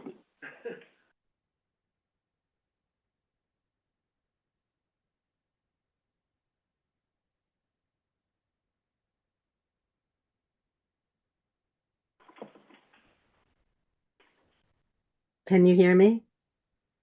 Yes, Ken. Oh, good. I'm putting my video on too. So thank you, City Planning Commission, for giving me the platform to speak today. My name is Sylvia Johnson, and my complex is adjacent to the school construction currently taking place across the street from the proposed construction. I speak on behalf of the Bay Terrace Community Alliance as secretary, as vice president of Bay Terrace owners, and as an individual resident of the Bay Terrace community in opposition to the construction of an 8-story senior and residential facility on the current Bay Terrace Country Club property, ULURP 240297ZMQ and N240298ZRQ, and wish to make the following points. The dead-end intersection cannot safely handle the traffic which would be created by buses, ambulances, and emergency vehicles and resident traffic. The property is a flood zone, and strong rainstorms create heavy flooding in which, in addition to damaging cars, also will inhibit those emergency vehicles from reaching the assisted living facility. Last month, Water's Edge Drive, Bay Vista Garage, and lobby and parking lots on my property were severely flooded and cars permanently damaged. Property is built over wetlands and was originally a swamp. This corner is adjacent to the aforementioned school construction, a New York City park, and above a sewer pumping station, and the dynamics of this proposed construction to this corner will be overwhelming to the neighborhood. There is already limited existing parking without the addition of a 572-student school, plus additional teachers and administrative staff and park attendees. Where will they park? Public transportation is 5 blocks away, which will need to be navigated in all forms of weather. School bus, District 75 transportation vehicles, parent drop-off pickup will create severe congestion and difficulty for neighbors to maneuver to and from their homes. The existing noise level and construction reverberation is adversely affecting the neighborhood, and this this proposed construction will be even worse. And ultimately, and as important as the safety of the children, assisted living patients and residents immediately adjacent to the space needing emergency assistance. The property in question is zoned R12 for one-family detached homes, which maintains the integrity of the immediate neighborhood. 3 large projects thrust upon us on a small, narrow residential street is too much. This overdevelopment will be burdensome to the community and a poor location for an 8-star facility, which will not provide affordable housing and just create enormous congestion. To raise the zoning from R1 to R6 is an insult to the community and an absurd increase to propose. This zoning increase would create a bad precedent for other one-family, low-density communities in Bayside and beyond and put them all at risk anywhere with low-density housing. Thank you so much for listening, and thank you so much to the hundreds of people who have signed my petitions and over 500 attendees, which I think is the right amount, who came to that Community Board 11 general meeting to show their opposition to this upzoning and the borough president and at the borough president. Time. Please vote no. Thank you, Ms. Johnson. Thank you for being with us. 3 minutes. You did it. You did it. Thank you. Okay, next is Paul DiBenedetto, also on Zoom. Hello, folks. Can you hear me? Yes. You can.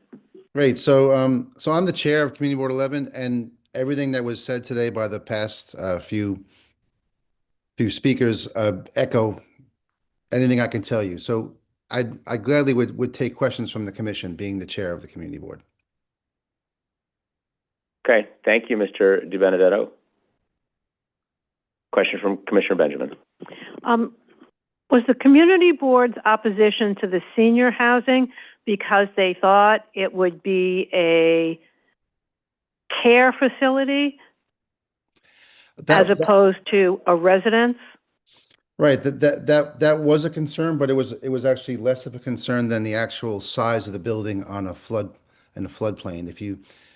I would mention about the floodplain because if you look at the EIS study that the applicant put in, they didn't include the actual FEMA maps from 2050, which point out that the entire building could be underwater at that time. This is about the altitude of this building is anywhere between 5 and 15 feet above sea level, and it's about 300 feet from the ocean.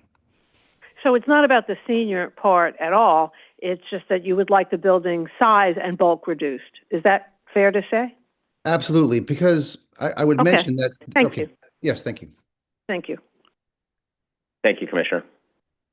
Thank you, Mr. DiBenedetto. Thank you for your service to the community board. We appreciate it. Any other questions? Okay. Any other questions? No, there are no other questions, so thank you. Okay, let me see if there are other members of the public who wish to be heard. And there are not. So we will close the hearing on calendar 22 and 23, 217, 14, 24th Avenue. And let's move to Brooklyn. For Brooklyn, calendar number 24, Prospect Farm Acquisition, CD7 C250304PQK. Public hearing in the matter of an application for an acquisition concerning Prospect Farm Acquisition. I'll note Commissioner Osorio is recused. Okay, thank you. We have, on behalf of the applicant team... And Commissioner Goodrich. Sorry, Chair. Okay. On behalf of the applicant team, we have Jessica Wachtler.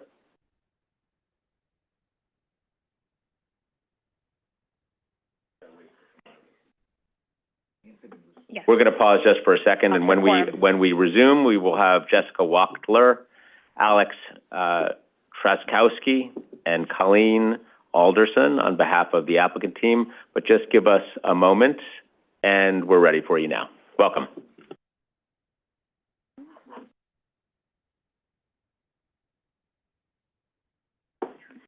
Good morning, Commissioners. My name is Colleen Alderson, Chief of Parklands and Real Estate for New York City Parks.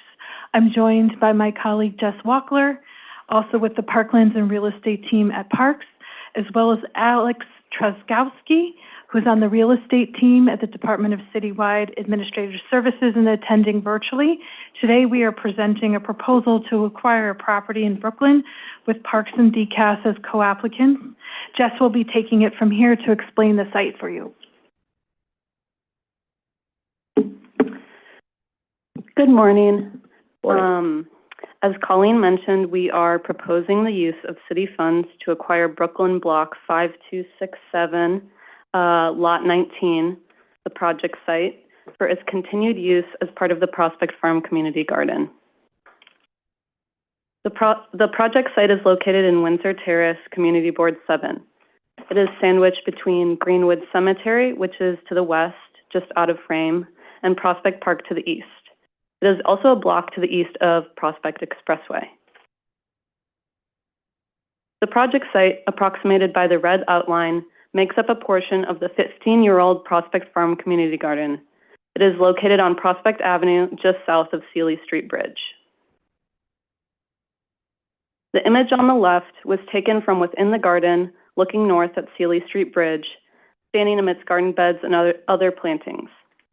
In the second image, we're standing across the street from the project site, looking west at the site's frontage on Prospect Avenue. In this image, you can see the sloped nature of the project site. The site and surrounding area is zoned R5B, which permits an FAR of 1.5 and 2.0 for qualifying residential sites, and a maximum building height of 35 feet and 50 feet for qualifying sites. There are C13 commercial overlays on Prospect Avenue to the north of Terrace Place and to the south of Vanderbilt Street. 1, 2, and multifamily buildings, symbolized in tan, yellow, and brown respectively, make up the predominant land use in the area. There are also a handful of mixed-use buildings seen in pink and red.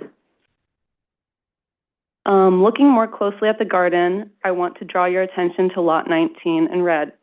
This is the site that Parks is proposing to acquire. We are not seeking to map this parcel as park, as community gardens are not considered an appropriate use of mapped parkland. So the proposed action today is just an acquisition without any mapping. Please note the black dashed line, which approximates the full extent of Prospect Farm's gardening operations. This extends beyond the acquisition parcel. Included within the dashed line is Lot 118, shown in blue, which is under the jurisdiction of the New York City Department of Transportation, DOT. This lot is currently being used as part of the garden. You can also see that portions of the mapped 100-foot Prospect Avenue right-of-way, shown in yellow, have been incorporated into the garden. The garden also extends into the privately owned lot to the south, which has the same owners as the red area. Unrelated to the action brought before you today, DOT has improvements planned for Seeley Street Bridge. The bridge has been identified for replacement because it's beyond its useful life and has features that are not compliant with the Americans with Disabilities Act, ADA. DOT has communicated that replacement of the bridge will require construction of ADA-compliant ramps. They intend to design the project so that all the bridge elements, including the ramps, will be constructed on land under DOT's jurisdiction and to minimize interference with the operation of the garden to the extent possible. However, we acknowledge that the bridge project may impact Prospect Farm. DOT will be holding a separate community engagement period for the bridge project, which they anticipate kicking off early next year. During community engagement, members of the public will be able to learn more about the project and provide feedback on the bridge design. A little history on the project site. Tom Angotti and Emma Matos Ramos became the owners of the site in 1996 and still own the property to this day, along with the residential property to the south. When Tom and Emma originally acquired the property, it was a dumping ground. Over many years, they, along with neighborhood volunteers, cleaned up the site and surrounding areas, and in 2010, Prospect Farm was established. Today, Prospect Farm has approximately 40 members. A unique element of the garden is its communally run garden beds, of which there are 15. There are also 2 native wildflower planting areas. Produce grown in the garden is distributed amongst garden members. The garden also hosts a food scrap drop-off twice a week, which is turned into compost used in the garden and given away for free to the community. The garden also hosts at least 3 public events each year. Prospect Farm is currently registered with Green Thumb, a Parks Department program that supports volunteer-run community gardens across the city. As a registered Green Thumb garden, Prospect Farm has access to free gardening materials such as soil, mulch, and wood chips. They also receive technical assistance from Green Thumb staff. In return, the garden must remain open to the public for a minimum of 20 hours each week throughout the growing season, along with other requirements intended to support public access. However, if the project site were acquired by the city, Prospect Farm would be eligible to enter into a license agreement with Green Thumb. With license status, Prospect Farm would be eligible to receive labor and capital improvements from Green Thumb, such as raised garden beds, fencing, sheds, gazebos, or internal water supply, depending on the availability of funding.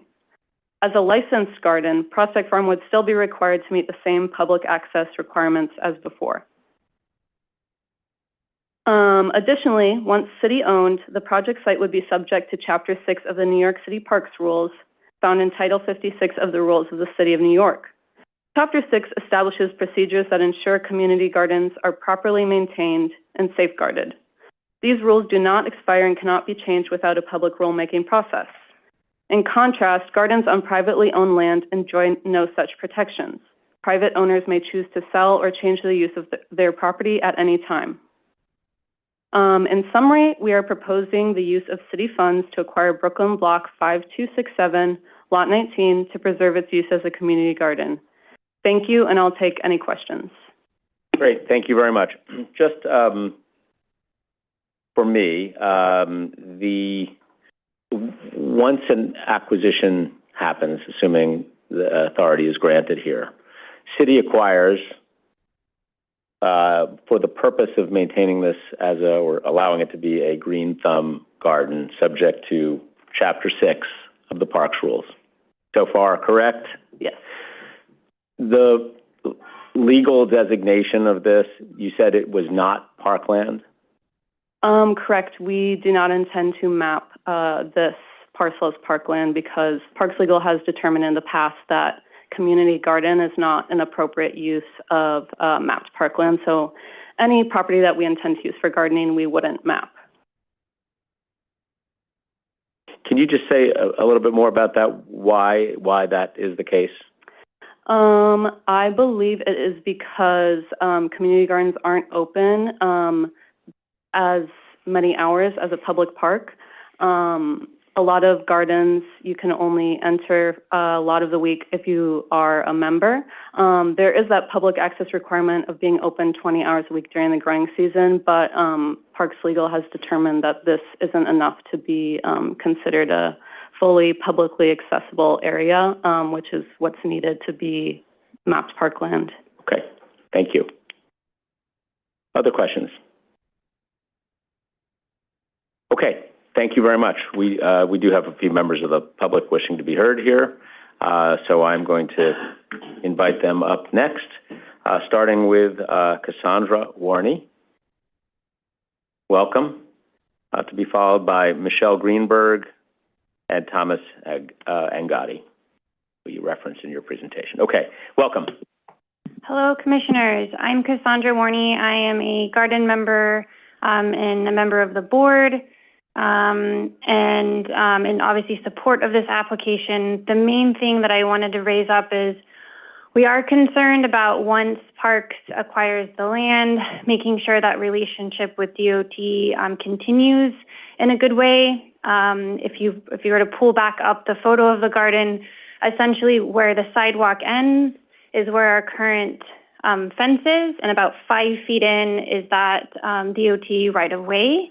And so we are hoping for some type of agreement in writing, whether that's a letter of an intent to begin with, that just would allow the garden to continue being used as it has been, because that right-of-way extends the entire length of one side of the garden. And then the second piece, which Parks gave some background on, is that Seeley Street Bridge will be needing some updates. We understand that there's going to be a final design presented, and there hasn't been any community engagement, either with the garden or with Windsor Terrace at large. And so we're really wanting to make sure that that community engagement happens. And so we would like that to be part of any type of letter of intent. And then the hopes would be that once the a park is able to acquire the land, to be able to then move into a formal MOU to protect kind of what's been the status quo for the past 15 years. Thank you. Thank you very much for being with us. Okay, next up is Michelle Greenberg on Zoom.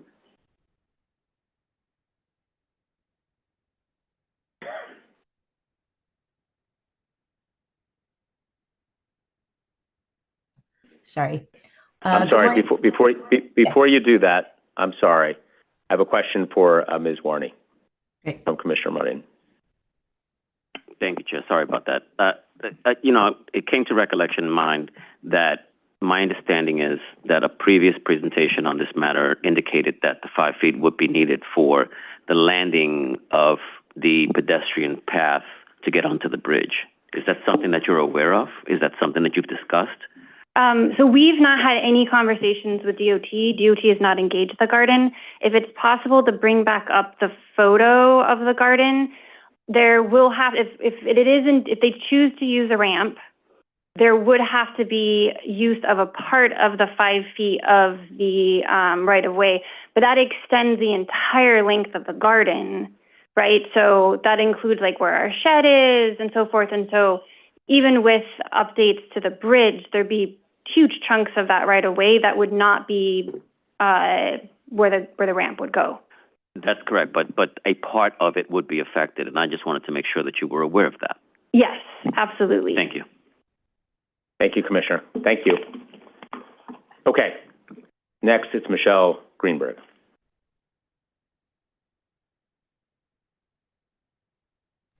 Okay. Good morning, City Planning Commissioners. I'm here to speak on behalf of Prospect Farm, which is an amazing community garden in the Windsor Terrace neighborhood in Brooklyn, and where I'm a member. This community garden has been operating for the last 15 years. It's quite unique among New York City gardens for the following reasons. First, it's uniquely welcoming because no one has their own plot, which was mentioned. But this means that everyone in the garden, everything in the garden belongs to everyone. All work gets shared, including planting, harvesting, building, composting, general maintenance, events, and fundraising, and all produce gets shared.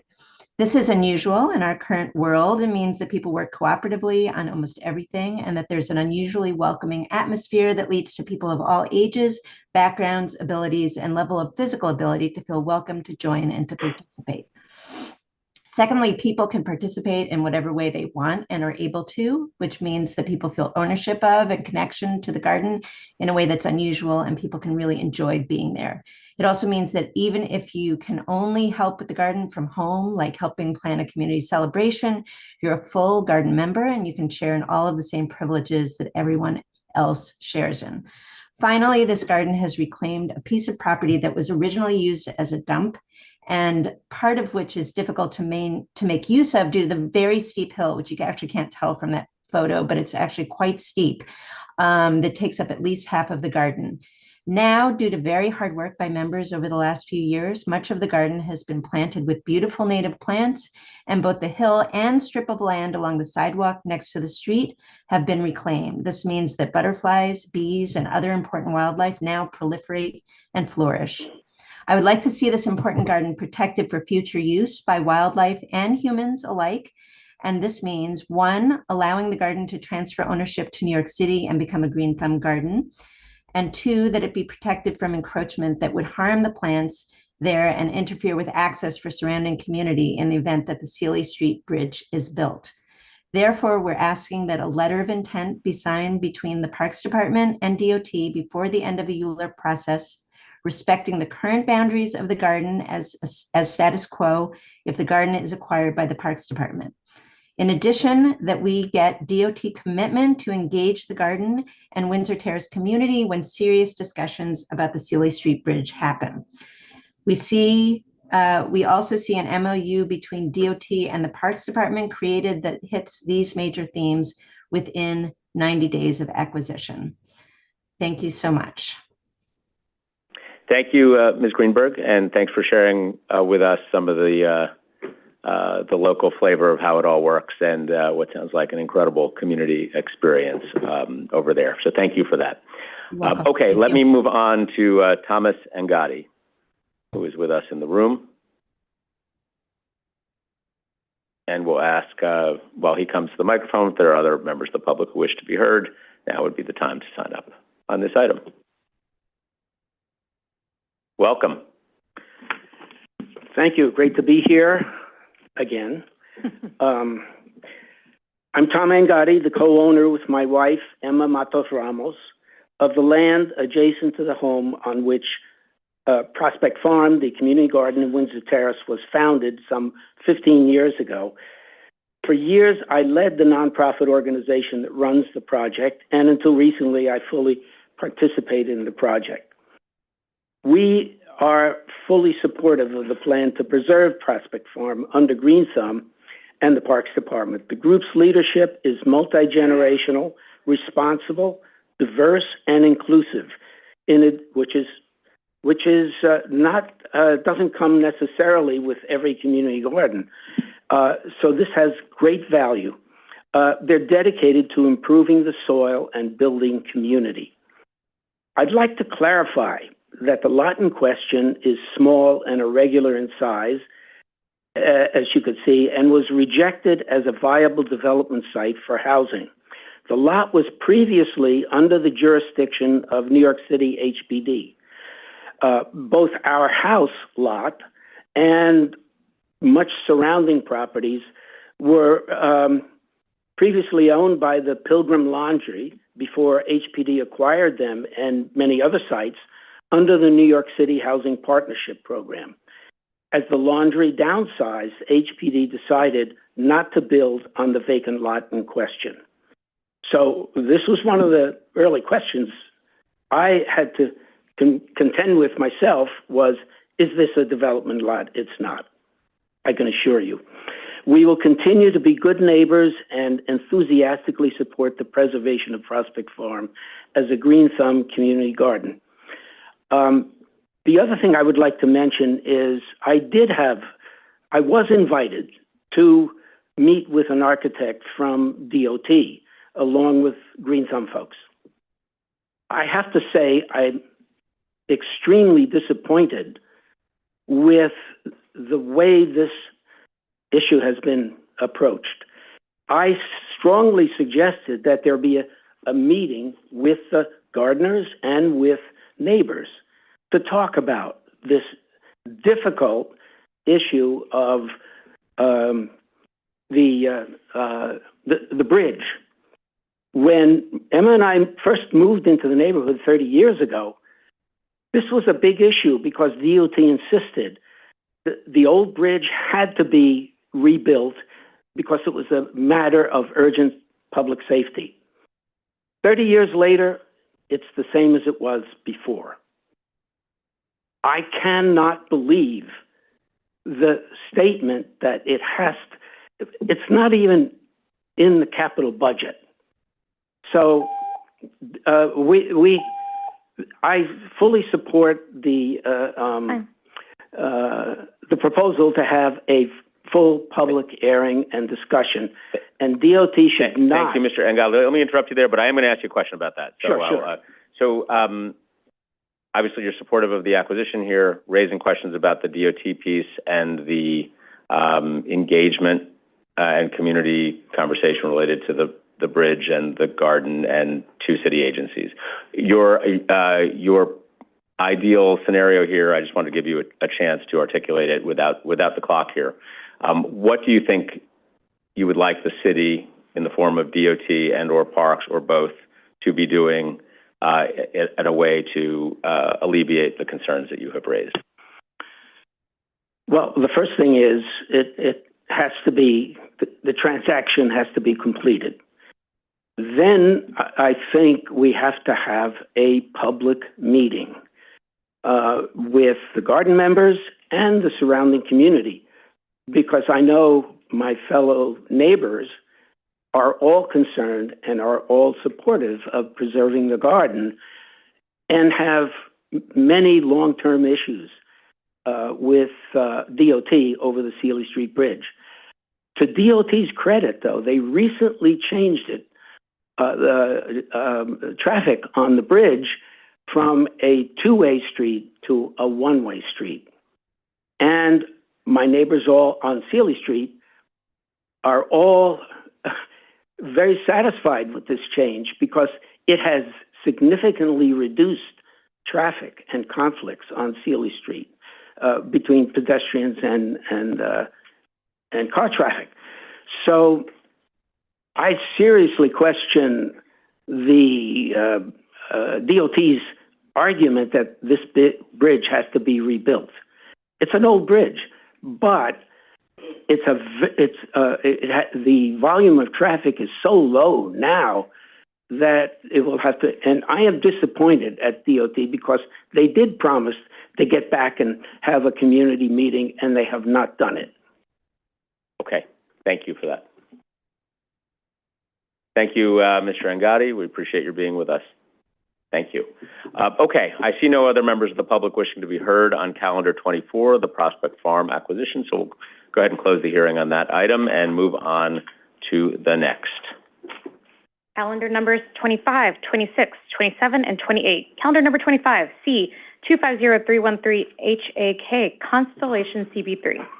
Calendar number 26, C 250312 HAK, Constellation CB5. Calendar number 27, C 250314 HAK, Constellation CB16. Calendar number 28, C 250315 HAK, Constellation CB17. Public hearing in the matter of applications for UDAP designations, project approvals, and dispositions of city-owned properties concerning Constellation CB3, CB5, CB16, CB17.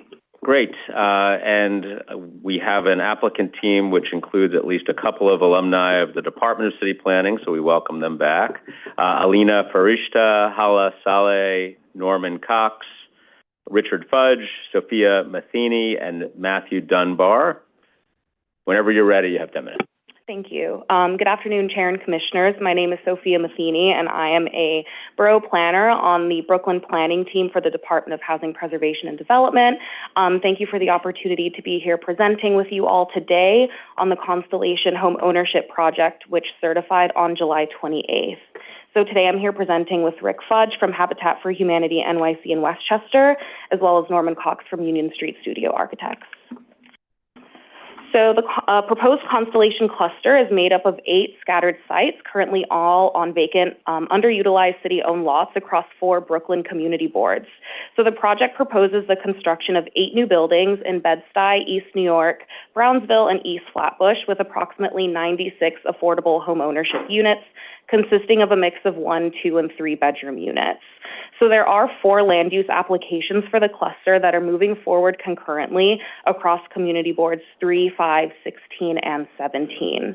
And the requested project approvals through ULURP include an urban development action area designation, project approval, and disposition of 16 city-owned lots. And as previously mentioned, we certified this project on July 28th, 2025. So just to quickly introduce our development team, it's made up of Habitat for Humanity NYC in Westchester, Union Street Studio Architects, and Interborough Community Land Trust. So Habitat is a nonprofit developer with an extensive history building in Brooklyn and across New York City. Union Street Studio Architects has a 40-year history designing and managing projects across New York City. And Interborough CLT is a nonprofit community-based organization that strengthens communities by addressing barriers to home ownership in New York City. And now I'll pass it off to Rick. Hello, everyone.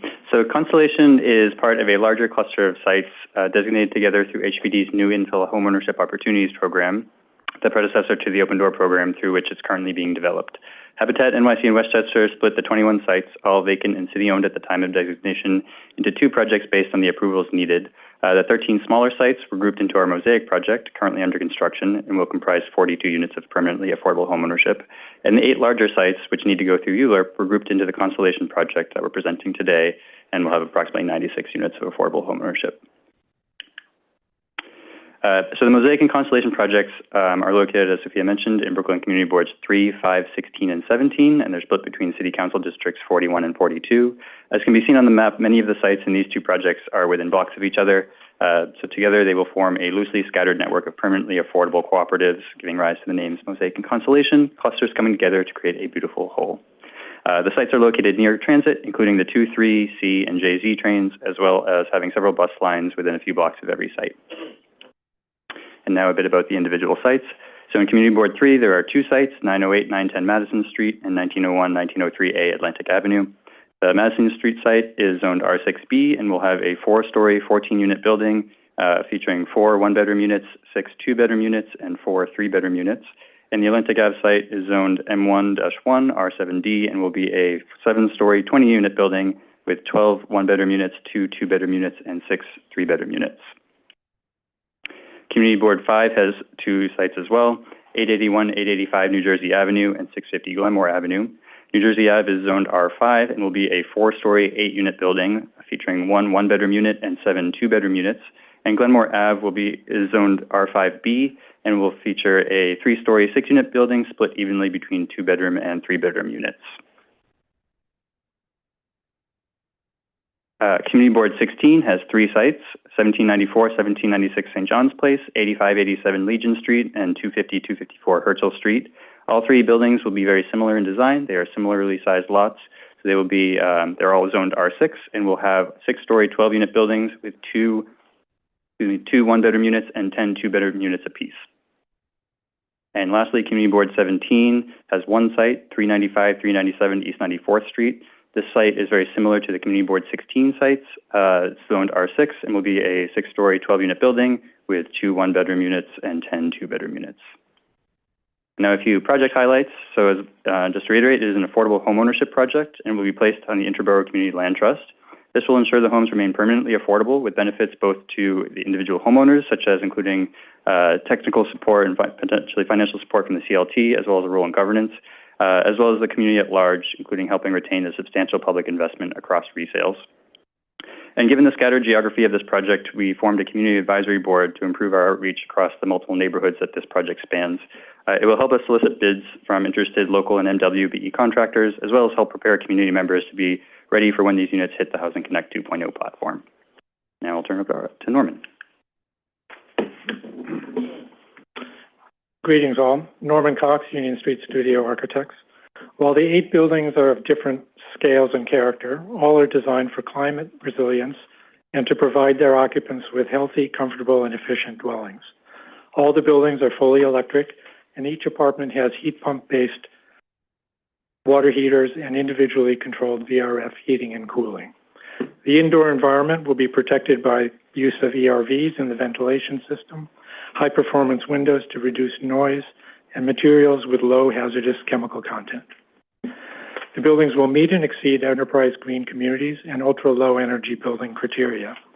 They will reduce environmental impact by measures such as maximizing the performance of the building envelope, utilizing high-efficiency equipment and lighting, using regionally available, environmentally responsible materials, and making the buildings solar-ready. Buildings more than 4 stories in height will have elevators and centralized refuse and recycling collection. The larger buildings will have bicycle storage rooms, and the smaller buildings have space available on site for secure storage outside. Every apartment will have in-unit washers and dryers, and all occupants will have access to shared open space in yards. Where feasible, some units have space that can be used for home offices or studies. And I'll return it to Thea. Thank you.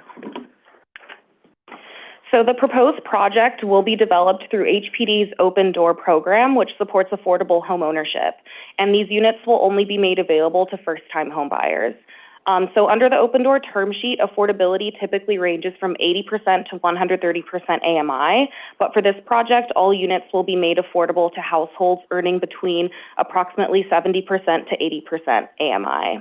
Affordability will be preserved long-term through a 40-year Article 11 tax exemption aligned with a 40-year regulatory period.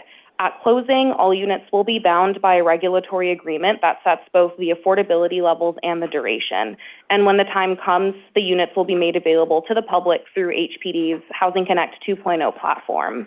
And so I just want to take a moment to highlight the chart here and highlight some key figures. So this chart is for the proposed unit mix and affordability across the entire Constellation cluster. So I just want to highlight that we have some numbers showing sales price, minimum and maximum qualifying incomes, as well as the projected average monthly mortgage plus utilities and maintenance. And I'm more than happy to go over this in more detail if there are questions. So now I want to take some time to go over the recommendations that we received from the community boards. So CB3 and CB16 both made motions to support the project with no conditions. However, both motions failed to pass. And so as you can see, the vote was split for both boards, with the largest concern relating to affordability. And I also want to note that CB3 has not formally submitted the recommendation to the CPC. CB5 and CB17 both made the recommendation to approve with conditions. CB5 had conditions regarding the limited equity model, reserve funds, and flood insurance. CB17 had conditions regarding participation in the CLT board as well as the community advisory board. And finally, I just wanted to note that a public hearing was held with the Brooklyn Borough President on October 15th. Following that, a favorable recommendation was submitted on November 3rd. So this concludes our presentation, and we'll be happy to answer any questions. Thank you. Great. Thank you very much. We'll start with Commissioner Marin. Thank you, Chair. Richard, can you talk to us about board governance, maintenance, the advantages of CLT, the initial board setup for the success of these co-ops? Of course. So part of Habitat for Humanity's program is that we work with the first-time home buyers. We bring them through a series of trainings in preparation for constituting the board and then running the board. So we include trainings on what it means to be an owner for the first time and the kinds of responsibilities and maintenance that are required for that, how to manage your property manager, ensure that you're getting adequate service, trainings for how to run for the board and how the board should be managed internally. Just to reiterate that these are very valuable, multi-million-dollar properties that will need to be run by the residents themselves. So we do provide a lot of support for the initial terms. I know at one time Habitat would remain on the board for a certain period of time while governance and the learning process was ongoing. Is that something that you still do today? I don't think we're on the board. I would have to check with that, but we do provide assistance. We continue meeting with the board. We are present with them for years. And on the scattered site situation, are you contemplating one cooperative that's then maintained by one governance entity at Constellation separate from Mosaic, or is Constellation going to be split up into different co-op clusters? Constellation will be its own cooperative separate from the Mosaic cluster. Right now, we're envisioning 3 separate cooperatives. That's not finalized, but we're trying to balance proximity, cost, and kind of general governance concerns among these. They're pretty scattered, so we're trying to keep them fairly within close proximity. But we're still kind of finalizing what that will be. And then, of course, there's always the issue of, I don't live in that building needs a new roof. Why does my maintenance need to go up? So is there going to be someone who's going to be constantly monitoring the buildings to make sure that items of, your typical cycle of maintenance are paid attention to so that this does not happen going down the road? Mm-hmm. Yep, so Habitat will be the initial monitor for the buildings. And then that's also one of the benefits of the CLT, that the CLT also plays a support role. So there will be multiple partners helping out with the co-ops as they're new, and also, in the years to come, that they will have multiple partners that they can reach out to that will be providing some oversight, making sure that the right maintenance is being done, and that people are aware of what will need to happen in the years and what they need to be planning for. Great to have a bunch of partners. So how will the homeowners know who to go to first and avoid confusion of, I don't know who to go to, or I called so-and-so and they didn't do anything? Yeah, Habitat will be the first contact, and that will be clear during the trainings. The CLT will generally play a more secondary role in the support, but they both will have a role. Thank you, Richard. I appreciate it. Yep. Welcome. Thank you. Thank you, Commissioner. Commissioner Osorio? Thank you, Chair. Thanks so much for the presentation and the materials. It's always exciting to hear about the sustainability standards and investments that HPD has been putting forth. This time it's also exciting to hear that you're going beyond the enterprise standard and toward really reducing emissions here in terms of renewables. And so I want to ask if you can say a little bit more about, what is allowing you to further increase measurements toward net zero in this case. And so just to understand, what's different in this case, it would be just really important for us to understand, what are the constraints that you usually have to go through in order to make this possible, and how do we guarantee that this is going to be really implemented at its maximum? So that's the first question. And the second question, I just wanted to give you a chance to respond a little bit to some of the comments that we got from CV16 specifically. It related with the first question. I'm very interested in understanding what are the long-term opportunities here to build that affordability through the potential energy savings opportunities. And so I'm wondering, how is that math looking like on your end? How are you factoring that in, the potential investment or reduction in costs through the investment in sustainability measures, just for us to kind of like understand how are these things really sort of like adding up? Let me stop there and see, and then I have one more last question that I want to ask you, but let me stop there and see, what are your thoughts in this regard? Yeah, I think I can address some of those. Because these buildings are relatively small, most of the heating and cooling systems are going to be on an individual basis per unit. So our primary targets for creating energy efficient are going to be the building envelope and using efficient equipment. Beyond that, we're not going to achieve very many economies of scale. So that's going to be our first, our first effort will be to make the envelope as efficient as possible to keep the energy costs down. Buildings that have elevators will be using elevators with regenerative braking. That returns a little bit of power to the system. And of course, we're looking to evaluate whether solar is feasible for these buildings. So that's going to be part of the analysis. Do you have a sense of how much renewables are actually going to be created here, or are you just beginning to assess that?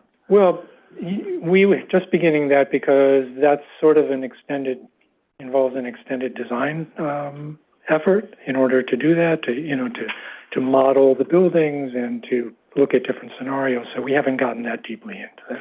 Thank you. Well, I appreciate that. And it's just that in the presentation, it sounds like we're going beyond just the energy efficiency, sort of like goals that, again, to credit HPD, we've been hearing throughout. Yeah. And so if you can help us clarify where and how, and you're able to go beyond that, that would be great, just to understand exactly what are we saying when we, for example, highlight potential, net zero or opportunities to get closer to that, sure, just to meet citywide energy goals. Right. Okay. Well, like I said, I think most of that will reside in the building envelope and the energy consumption to heat and cool. Okay. So maybe, thank you. So now in specifically the comments from CV16, there seems to be some interest, and I'm certainly very interested in understanding the relationship between sustainability investments and potential reduction in affordability or housing costs to increase affordability. And so I'm wondering, according to your analysis of this, how much can we actually expect? Is it, can there be a reduction in maintenance costs? Are these actual savings for individual units? Like, help us understand a little bit what you're thinking in that regard. Yeah, I can speak to that a little bit. So we are in the process of doing our solar feasibility analysis. We had an initial analysis done. Because these rooftops are fairly small, we've modeled it. They modeled it initially one way where it was kind of ballast systems where panels would just be placed directly on the roof, and because there's a limited area with bulkheads and so on, and rooftop equipment, for most of the buildings that didn't really offer a lot of generation capacity. So we're in the middle of redoing the analysis with canopy systems, which would offer a lot more generation. Mm-hmm. It seems like for the initial analysis, the generation would offset a lot of the common electricity. It probably wouldn't be able to generate enough to offset much in the way for individual units in terms of just overall building consumption. Mm-hmm. So we would anticipate that even just the kind of regular ballast systems would reduce maintenance costs from the common charges that would be factored into maintenance. And then the canopy systems are more expensive. So this is becoming a little bit of a negotiation with our city partners for our funding opportunities, and then also timing, because the federal incentives are expiring and we don't think we would be able to move the project early enough. I mean, I think we would have to be in construction within the next 6 months or so. And then for state incentives, it seems like for affordable homeownership projects, the state incentives will still be available. So that's just as we get moving like towards bidding and getting actual costs in, figuring out what the costs and what the subsidy available to offset it would be. So our hope and our goal is to include like full canopy systems, but it becomes just balancing the costs and the subsidy available. That's very interesting. Thank you for highlighting that to us, and it would be great if we can also understand how we can be most useful in helping you secure these subsidies if possible. The other question that I wanted to ask you really quickly is, I'm also very interested in the community land trust opportunity here, but I wanted to ask if you can clarify, so who will own the solar infrastructure in this case, and who's gonna govern, and how, to what extent does the governance structure that you're suggesting for the CLT apply also for the solar infrastructure? Are there opportunities for community ownership of the infrastructure as well? Yes, we're still working out how this would actually play out, but it seems like the best structure would be that the panels would be owned by the co-ops themselves. Okay. So the CLT would own the land, the co-ops would own the buildings, so the panels would remain with the buildings. And then just one final question, if I may. So can you walk us again through the structure, the governance structure that you're proposing for the units? I mean, I know that one of the comments, I think from, if I'm not mistaken, CV5 was particularly about how to maximize community board representation in that governance structure. Can you walk us a little bit on where you are right now in terms of who will be, represented and how will those decisions, and to what extent, will that decision-making power exist? Yeah, so there are two kind of components to this. The first is the community advisory board, which we formed, and we also have our fellow. We have a fellow from NHD to help us with that. She's present, so if we have more specific questions, we can bring her up. But for that board, we've invited members of the community. Each time we presented at the land use and general boards for the community boards, we invited folks to put their names forward if they would like to join that. We also just announced to generally the community members at the boards, and we've reached out to community partners. We have a long history in the neighborhood, so just anyone that would like to be involved, we've invited them to be involved as they would like to, whether that's just submitting names for potential contractors or to be involved in a little bit longer or more intense way, just to kind of guide this forward and offer feedback. And then also for outreach to elected officials to make sure that we're being present at community events, and this will be a little bit later, to make sure that community members are aware that this project is coming and that they can prepare themselves and that we can connect them to the resources so that they can prepare themselves adequately to be ready to purchase the units or to submit themselves in the lottery. So that's kind of the community advisory board portion. For the CLT, that is a distinct organization. So we ourselves, although Habitat does have one chair on the board, we don't control the organization ourselves. We're a founding partner of it. So the kind of standard board structure for a CLT is that it has kind of three parts. It just kind of weigh like community and residents. So 1/3 of the board is the founding partners of the CLT, and 1/3 will be residents of the CLT, and 1/3 is open to general community partners or just community members. So residents of the Constellation Project will be able to run for the board. They can join as members. I mean, they will be members as residents anyways, but they can run for the board as residents, but they would also potentially be able to run for a seat in the community portion.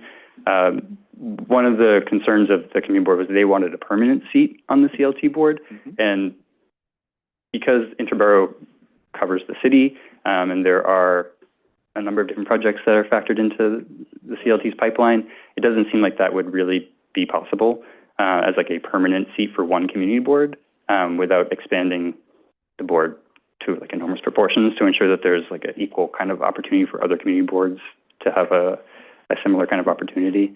So although anyone from the community board would be eligible to run as a community member, we saw it as kind of it would be a really difficult proposition to guarantee them a permanent seat. Well, thank you for your responses. This is interesting. I guess in just closing my time here, I just wanted to encourage you to think about ways in which you can leverage the support that is still sort of like pending. From the concerns that I see in the comments that we got, it sounds like these are solvable issues. I mean, with some exceptions, for example, regarding the height of the buildings or the neighborhood character, which, you're proposing what you're proposing. But it sounds like from every other angle, all of these things could be achieved. And so I encourage the team to really think about how to really meet the boards where they're at, because it sounds like this could be, you need that support, basically. Thank you. Thank you, Commissioner. Okay, thank you all very much. We do have one member of the public who wishes to be heard on this item, and I'm going to call Idris Abdullah now. Welcome. Thank you. Glad you're here. Thank you. I don't know, should I say good morning or should I say afternoon? You should definitely say good afternoon at this point. All right, thank you so much. Welcome. Commission, thank you again. I'll stand before you again. I would definitely, and we are definitely in support of this project. First of all, my name is Idris Abdullah. I'm a former Community Board 3 member, presently Land Use Committee member. Business owner, lived in Bedford-Stuyvesant and in the Brooklyn communities for all my life. This is a project that, first of all, Habitat have done work in our community for years, and the projects that they have done has been outstanding. I would like to say thank you to Habitat, because without them, there's a lot of people that I know who was able to become first home time buyers through their program. So I thank them for that. This project came to our community board, to our committee twice. And when it came to the committee the first time, there was things that we needed answers and stuff on it. And we told them, okay, go get the answers, come back. They came back a second time and nailed it. Even though the problem that occurred with the decision of Community Board 3 giving the full support, it actually came from when the community began to hear the project, and a lot of them was younger generation, and now we have a lot of young generation of individuals that's on the board. So they don't kind of really understand where the community has been, where the community came from, where we're at, and where we're looking at going. So I say that in the context of when some of the disagreements that kind of left the community board on the line was that the projection of some of the expenses that it is going to be taking on through the time it actually starts and to foresee into the next 5 or 6 years. The problem came in when the numbers that Habitat had presented to the community was out of their control.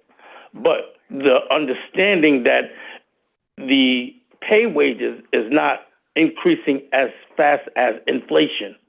So had Habitat gave a unrealistic number that the community wanted to hear, then they would have said, okay, we're going to go with that. But Habitat sticking to the morals and principles and giving us the realistic and the reality of what the projection is going to be in the next 5 or 6 years to take care of these particular properties when they are completed. Sometime, most of the community was not really in coherence with it. So that was where the actual dysfunction came in. But in support of this project, this is a project that we definitely need. If it's not for if it's not for organizations such as Habitat, we would have a lot more issues. Thank you. I've got a question for you from Commissioner Osorio. Thank you, Jerry. Thanks so much for being here and for your testimony. Just wanted to ask you a question. I mean, it has to do with the intergenerational aspect of the conversation, and I'm wondering, what from your point of view, what's been the response to some of the concerns regarding the amount of larger units, 3-bedroom units, specifically to cater the needs of larger families or growing families? That was one of the issues that was put on the floor, but after it boiled down to what the budget was going to consist of, or what the monies that they actually had to work with, then it had to come in within a certain rim. So some of them they was requesting a little more 2-3 bedrooms because of the it's more accessible. When you have the bigger units, you have more income coming in. But that was one of the definite things that was requested. And from your point of view, do you think that that's possible? I think it's kind of needed right now. We're going in a direction where we're looking at particular type of housing. A lot of it is going towards the seniors, but when it does come down to bigger units, yes, that is one of the issues that is put on the table, even with the other previous projects that has came to the community, So, yes, they are looking for bigger projects, bigger apartments. But in the context of this one here, the community needs these. And one of the other things that was also stressed was that if Habitat is not awarded these properties for whatever the case might be, and another private entity comes in, and they already have the money and they're able to purchase the properties from HPD, then it's kind of all hands off. We have our own money. We own the property. We can do this without going to the particular channel to see what the community is requesting. And this is one major thing that we have a major problem with right now. And I'm going to get up there. In Memphis-Stuyvesant, on DeKalb and Nostrand Avenue, private developer came in, and in the beginning, it was a private developer working with a local community group. And when the local community group and the private developer didn't see eye to eye, what happened was the private developer said, okay, we're not going to work with you, but this is what we're going to do. The community board did ask that particular developer to come to the community, at least have some type of consideration to let us know, get some type of input, what we wanted. And they skated around it. They wound up putting up a huge project, and it's not just that project. The same thing is going on Fulton Street with the same developer, Fulton Street between Rochester and Buffalo. So this is something that we need Habitat for Humanity to bring to the table. We need to support them. Yes, we have been working with them in reference to who we would like to see on these advisory boards, which is extremely important. The more input they get from the community and the more that we have to communicate with them, the better it is, the better the bond. I mean, it's a give and take situation here. The community and the community board members is not going to always get everything they want. But as we sit in our planning meetings, we're telling them, listen, we have to give and take. What is best for the community? Okay, we don't agree with this, but let's find common grounds to agree on. But again, I would just like to say that the community board and our land use committee, we appreciate so much to the fullest that the work that we do down there on the low ground, when it comes up here to our commission, y'all hear us, and y'all definitely take the time and effort and question the developers and the contractors. Listen, what did the community board say? What did the land use committee say? And this is extremely important to us, and we thank you, and we thank you, thank you. But we are definitely in favor of this project. Last thing, the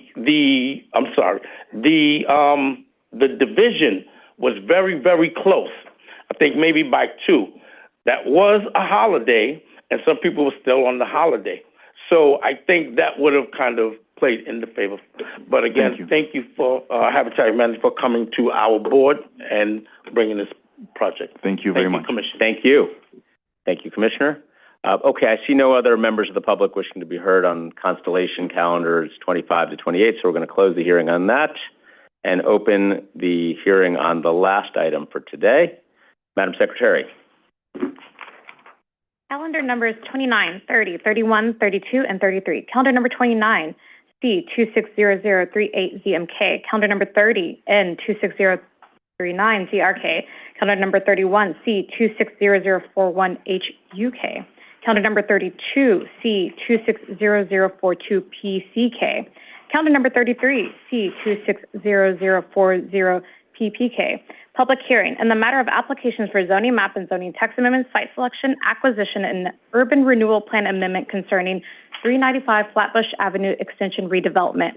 Notice, a public hearing is being held by the City Planning Commission in conjunction with the above actions to receive comments related to a draft environmental impact statement, DEIS. This hearing is being held pursuant to the State Environmental Quality Review Act and the City Environmental Quality Review. Excellent. On behalf of the applicant team, we have Hala Saleh, Noah Bilkin, Bicklin, Ann Carson-Blair, Alina Farishta, Sam Niedenberg, and Ian Klein. Welcome. Good to have you, Hala. Great. Thank you so much, Commissioners, and it's great to be back. My name is Hala Sala, and I'm with HPD, and I will be co-presenting today with Ian Klein from Rabina and Noah Becklin from Tinberg. Okay, this is an application where HPD, alongside DCAS and DOHMH, are collectively seeking a series of land use actions to facilitate the development of a new 72-story mixed-use building, providing approximately 1,263 mixed-income units, approximately 141,280 square feet of non-residential space, and a public plaza. The development partners for this site are Rabina and Park Tower Group, who have an existing ground lease with the city to operate a commercial building on a city-owned site in downtown Brooklyn. The site is located in the heart of downtown Brooklyn, comprising of an entire block at the intersection of Flatbush and Fulton Street. This is a high opportunity and transit-rich neighborhood with several local resources in the surrounding area as called out on this map. This site sits directly on top of the DeKalb Avenue subway station for the BRQ lines and is directly across the street from the Nevins 2345 station.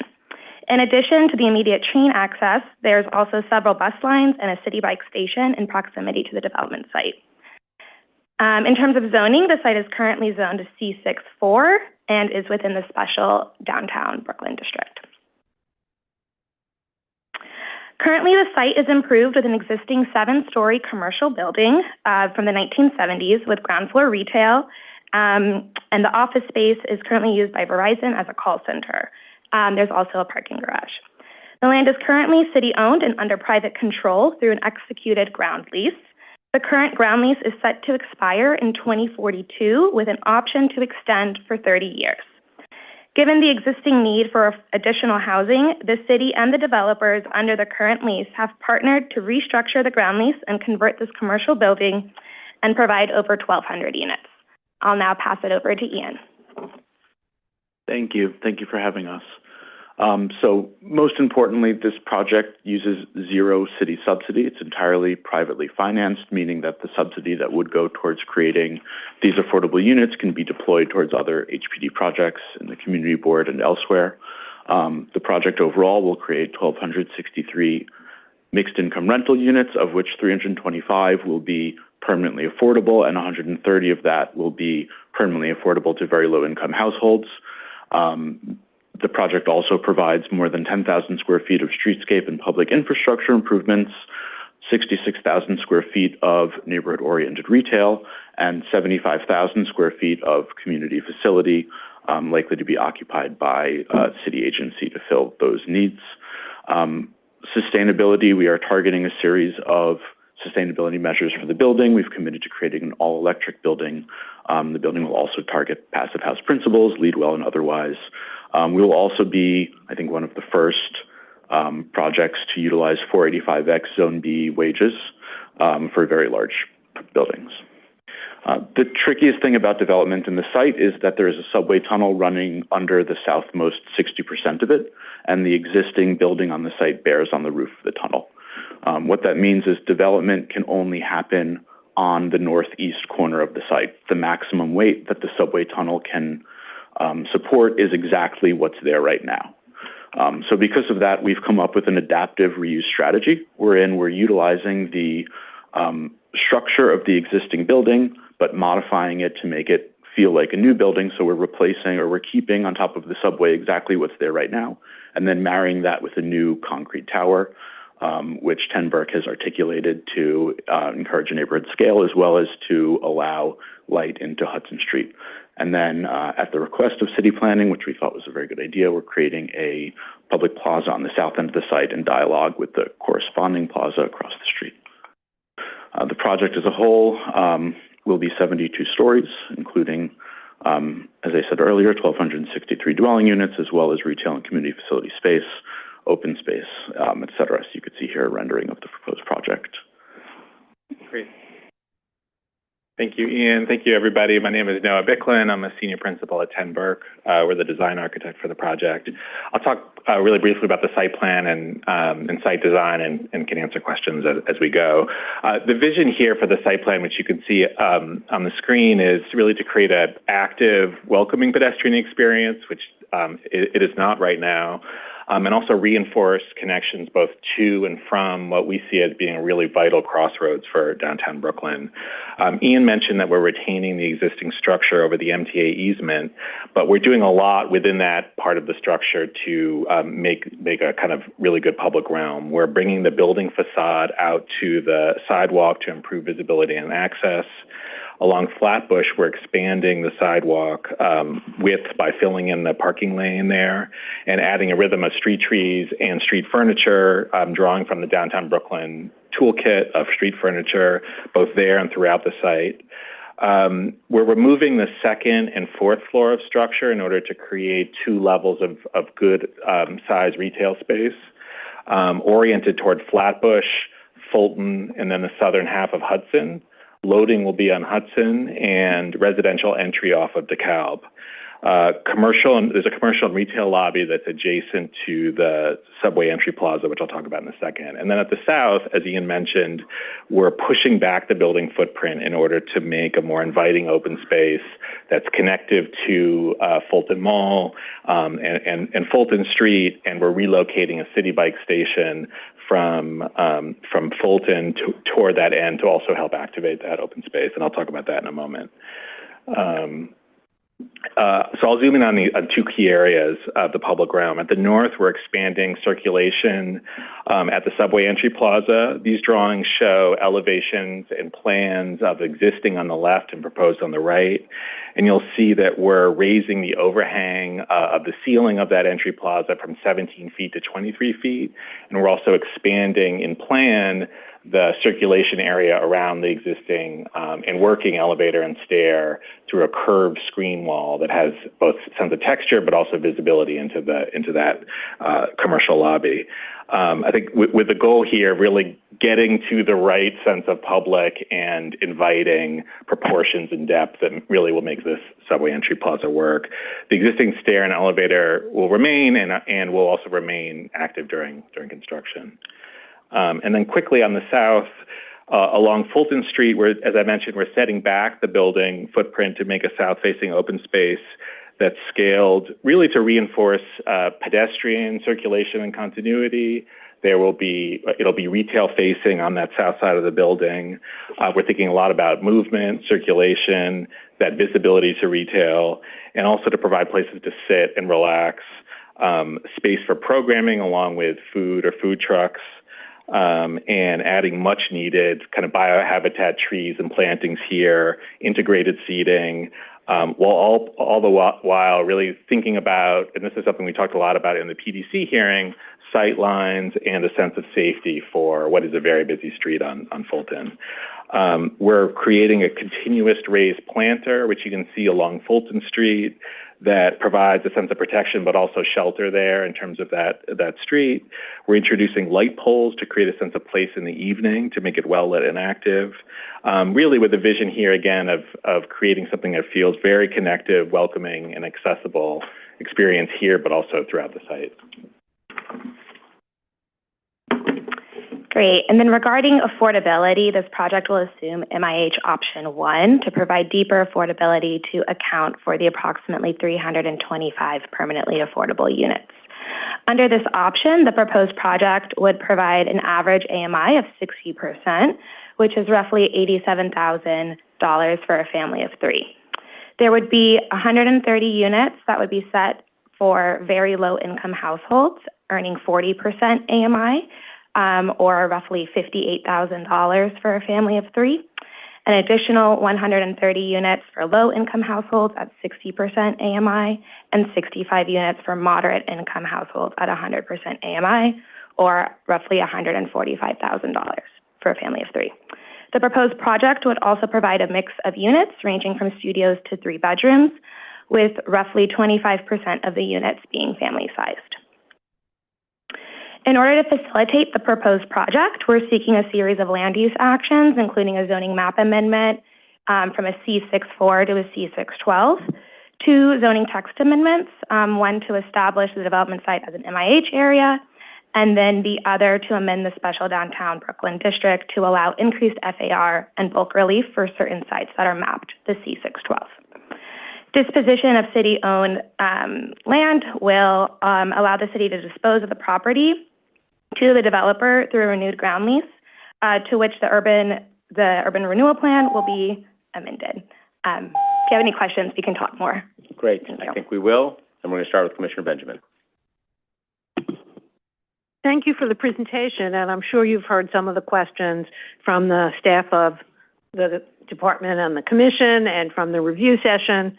I'll start with the easiest question first, which is why we're extending the urban renewal, which would not be up until 2044, for 99 years.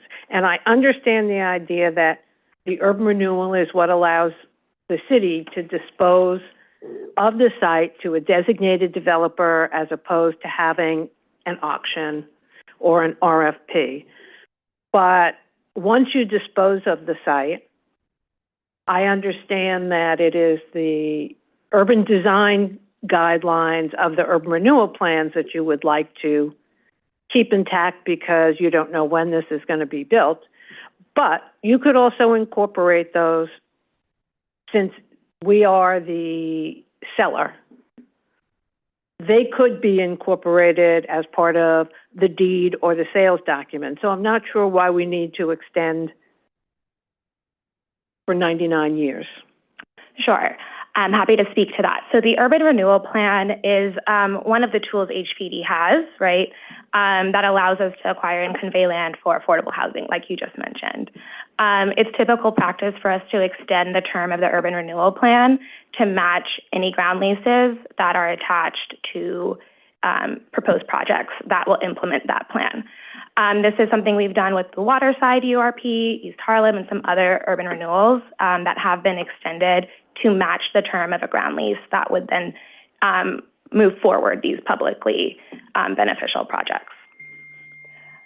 But what is the need for it? I understand you have done it in the past, but there have been times when the city, like the Extell development, has not done that. Right. So the city needs to be able to have an authority to convey the land. This is already an urban renewal site. It is the easiest path forward to continue to use the urban renewal authority we have here in order to dispose this property. You have that until 2044. But it needs to match the terms of the lease. It needs to go to the 99 years. And it's not just for this one site. It's expanding for any of the sites in the urban renewal plan that have yet to be conveyed or acquired. And how many other sites are, if you could provide us, you don't have to do it here, but I would like a list of all of those sites. We can follow up with that for you. Okay. As I said, because I'm uncertain why we're extending the urban renewal, and I'm not really comfortable, particularly because we do have other mechanisms here as the landlord to, as it were, enforce our will. Speaking of which, part of my discomfort is that we are the landlord. We are going to dispose of this site. We don't know yet, and neither do you, what the appraisal,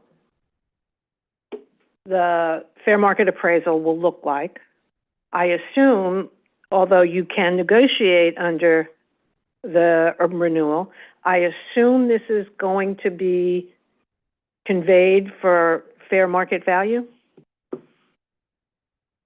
So under the current ground lease, there is a fair market reset at the end of their term. So at 2042, they can extend for an additional 30 years. At that moment in time, there'd be a fair market reset if that 30 years is extended. We would be renegotiating and creating a new ground lease, and those terms would be negotiated as part of the. And is it anticipated that we would be getting fair market value, or is it because, Ian, you said that we weren't paying for any of this affordable housing, but if we're getting less than fair market value, we are paying for it, just in a different way. We can follow up with you on the specifics of some of the assumptions of this site, but generally, this would be disposed to this developer, and we would be getting all these 325 units bring back to us, which we would not be putting any subsidy into, and we can talk more about what that's saving the department and the city and bringing on full. But it housing. is a subsidy if they're paying less than fair market value for writing down the land price in order to get these amenities. Then we are paying for them, just not in cash over the table. And I would like to know exactly, to the extent exact can be had, what we are trading off to get this, all of what we are trading off, because this is a 72-story building that we are rezoning for this developer, which is, in my mind, unusual. So I think we are paying for it, and I want to be able to look at the balances of what we're getting and what we're giving for the extra FAR that this developer will enjoy, the majority of which will not be housing for affordable persons, but will be housing, market rate housing that he will market at whatever he can, he or she, they. So as much as you can tell me in writing about those trade-offs, I want to know. Sure, we can follow up with that. And I just want to also add that the site right now is under their control until 2072. So if there weren't to be if this development weren't to move forward, it would remain as a commercial building.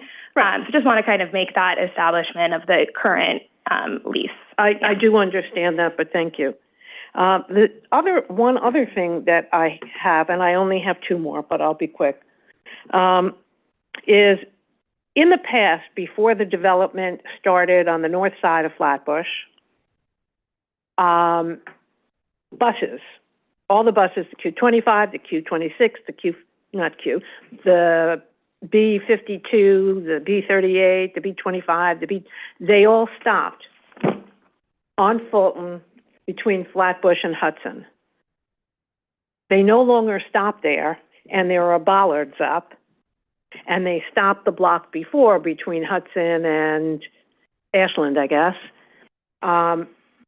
where there is massive construction going on. The sidewalk seems to be about 5 feet. Are the buses going to be returned to what is your open space and what you describe as having ground treatment that would not be level or necessarily amenable to everybody? You don't take the bus there. Yeah, I mean, I'll just note that right now I don't think there's any plans to change the buses and where they stop currently, but I'm going to let them... to where they stop now or where they used where to they stop now. We did raise this, or not raise, but it was discussed when we had our pre-certification meetings with DOT, if there was an interest in returning bus stops to this location to incorporate into our design, and they didn't express an interest in doing that, but we did address this with them during our pre-certification meetings. And okay, because it does affect your open space. Right now, everyone has to traverse what is a plaza for McDonald's to get to the train, where I'd say at least half of the people on the buses get off, and then walk through that plaza, make a right, go to the end of the block to get into the subway. So even if you're not moving the bus stops back there, how are you accommodating both mobile and disabled persons through your site? So, I mean, that was actually a key goal, which is there is some topography across the whole block, but along the south-facing area, we're designing it so that it's universally accessible, so that all the paths that we're showing, anybody can walk on and move through. So the idea is that it's accessible for those kinds of connections and circulation, while still providing some places for people to sit and gather as well. And then the last piece is we are widening the sidewalk on Flatbush Avenue from 8 feet to 18 feet. So it'll be a much more efficient, by recapturing a parking lane. So it'll be a much more efficient circulation. The 8 feet, you're right, is the parking lot, but is the sidewalk, but next to the sidewalk is just open space where the overhang occurs. Correct. So right now, you probably have 11 feet of sidewalk, and I assume the overhang, I believe I heard you say the overhang is staying. Is that correct? No, we're bringing the facade of the building out to where the end of the arcade is. It will make a better urban experience having retail on the sidewalk with a wider sidewalk there on Flatbush. So that's really the plan, is to make it feel more inviting and layered with the street trees and furniture as well along Flatbush. Okay, I think my time is probably up, but if we get a second turn, I do have some additional questions for you. Thanks, Commissioner. Commissioner Murray. Thank you. Elena, I have a question for you. I know that, I kind of agree with some of the comments that Commissioner Benjamin has made. One of the things that I'd like to know further is, does the urban renewal plan ever speak to affordability or any type of economics of the development of the particular site in question? Typically, the urban renewal plan really is more related to land use and some other supplemental design controls, not typically affordability, since that's typically done at the time of closing and through a regulatory agreement. But it does allow us to convey the land so that we can move forward affordable housing development. Okay, so that's affordable housing. If it was commercial, would it be the same type of scenario where there's a regulatory agreement and then a set price for the?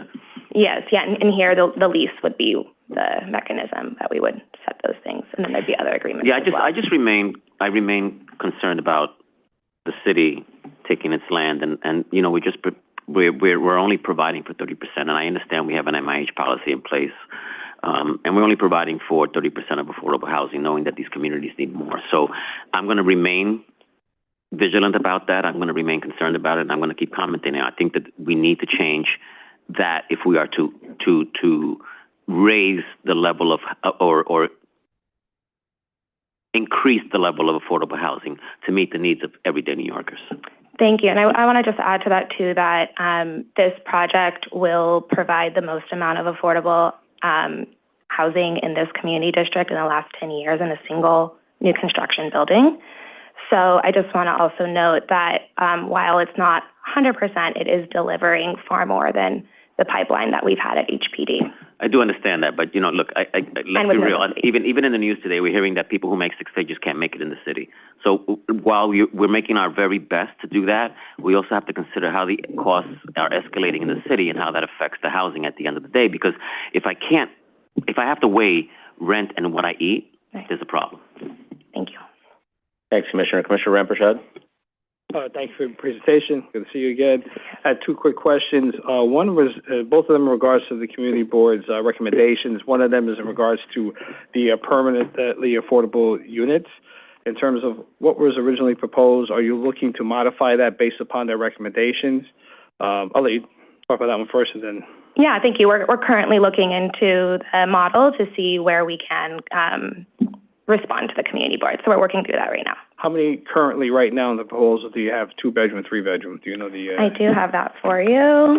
Move back to the slide. Sorry, it's a little delayed. Okay, there we are. So for the project as a whole, there are 238 2-bedrooms and 71 3-bedrooms. Of the affordable breakdown, it's 62 2-bedrooms and 18 3-bedrooms. And would you look to increase the 3-bedrooms? And we're currently looking into increasing the family size, which is 2 and 3 bedrooms. Okay. My second question is in regards to this other one where it says provide countdown clocks and bus shelters for bus stops and the site directly adjacent. Is that something that you're looking to do, and how would that be done in terms of, is that something you would get written documentation from the MTA, DOT? Right. So DOT would be the agency, and we've started those conversations. We've met with them to share the feedback we got back from the community. So they're looking into that as well. So we've started those conversations, but it would be within DOT to move forward with those improvements. So the only reason I bring it up is because I want to see there's no way to guarantee stuff, but is there a way to guarantee that this community will get what they're asking for? Like, in other words, I don't know if it's, the process is you put funds into them and then who knows where it goes will eventually trickle back down to this community, because that's one of the things that you hear all the time. Sure. And it never comes to fruition, so I'm just curious. All right, thank you. Thank you. Thank you, Commissioner. Okay, Commissioner Dweck, go ahead. Thank you. Can you just recap for me the resets on the rent, on the ground rent? The existing. No, you said there was a reset. Oh, yes. So right now, the current ground lease is up until 2042. At that moment in time, there's a 30-year expansion or extension that the current developers can utilize. At that point in time, there'd be a fair market reset of the ground rent for an additional 30 years on that site. So it would go until 2072. First reset is 2072, and then there's an option. I'm sorry, 2042. 2042. And that there's going to be a reset in 2042, or it's 30 years after 2042. At 2042, there would be a market reset. At 2042, there would be a market reset based on fair market value. Yes. And that's done through the appraisal process and whatever the. Yes. And then when is the next reset?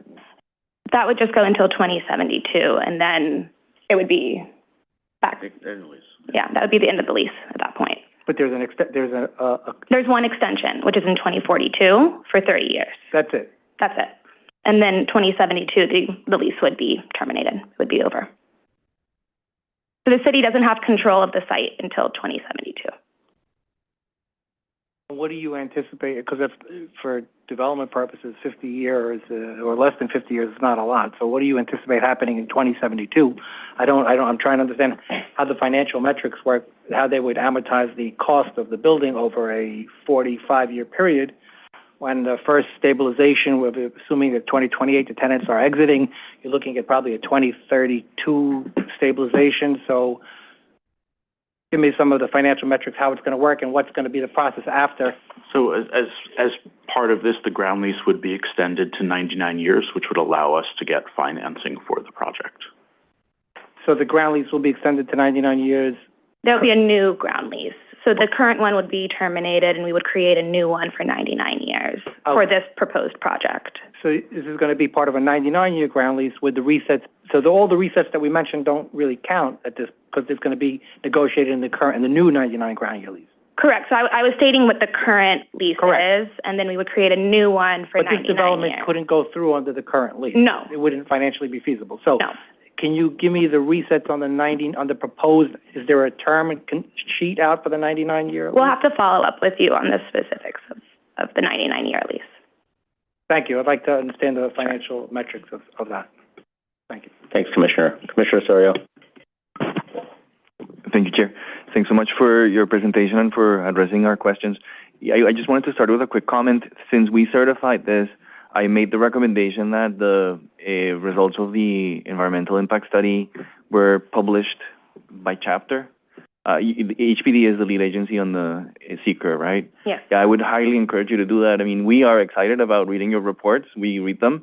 But for somebody out there who's trying to learn about this, just dealing with everything in just one PDF is just impossible to find to begin with, and then let alone to actually digest it. So I highly encourage you that you think about this as you publish the final.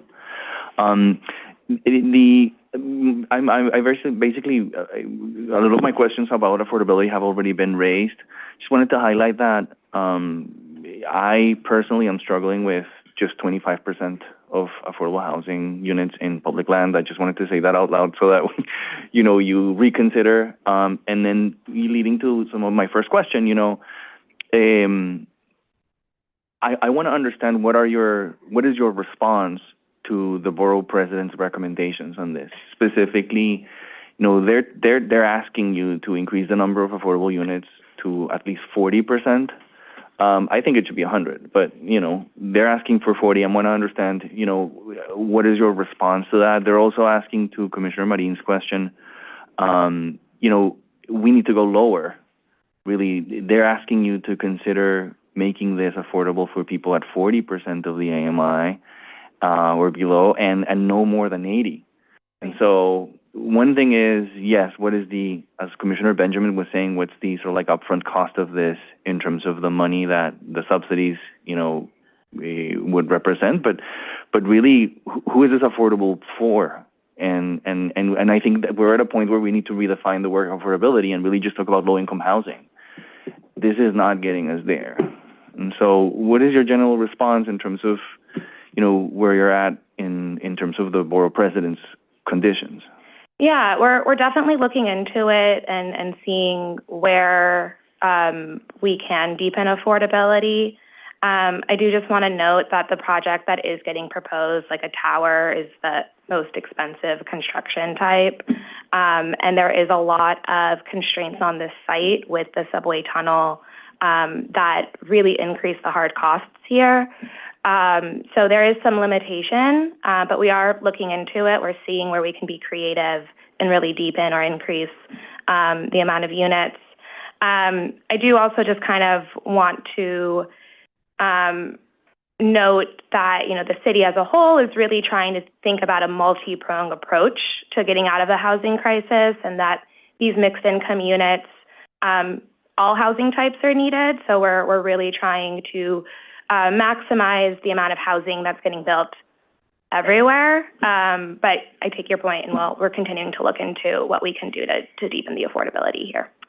Thank you for that. I look forward to hearing from you on that end. I had another question, which, is connected, but it has to do with, the public benefits of this. Sure. And so I disagree with the interpretation of some of the results in the draft environmental impact statement as it relates to the decrease in open space. Specifically, I think that the document is very clear, and I respect that in terms of including some of the qualitative aspects of the analysis to interpret the reduction in open space. But I want to bring that up here, not to challenge whether it's a significant adverse impact or not, but really to just understand for people for in a neighborhood that has been through a lot. Sure. And I want to build on that. How do we basically account for the additional impact that this is going to have on quality of life? When we certified this, I was also asking, this is a big building. And so how are you guaranteeing that the people who are going to be moving in here are going to be able to enjoy sort of like adequate amenities, et cetera? But I'm also interested in, how are you guaranteeing or what does it look like for the people who are already there? Yeah. Who are already affected by the changes in terms of their own quality of life. And so that's the kind of like the first question. I'm interested in, and the way that the reason why the spirit of the question is really just to understand what are the potential community benefits that we could be building here.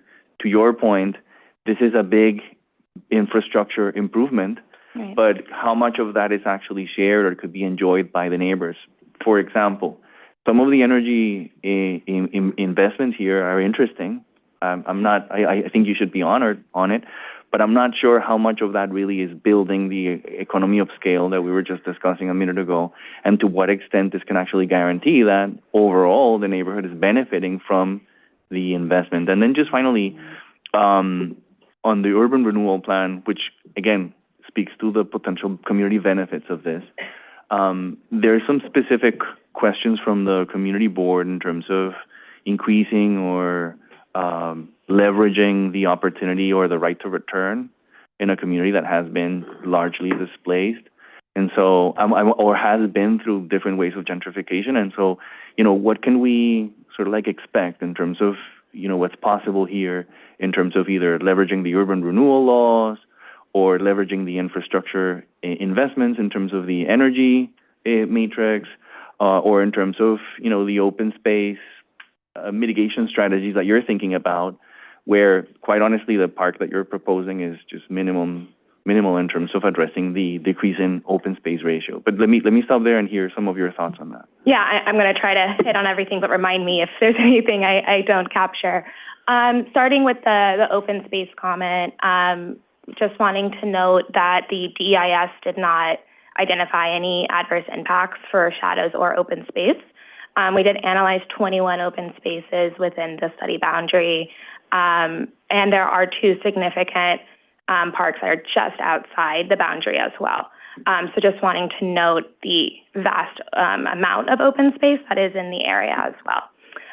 Regarding your Sorry, but just to clarify, Sure. I'm not saying that you're having a direct impact in reducing the amount of open space. I'm saying that you're decreasing the ratio of open space per 1,000 people, which is slightly different. And you are. The document is acknowledging it, right?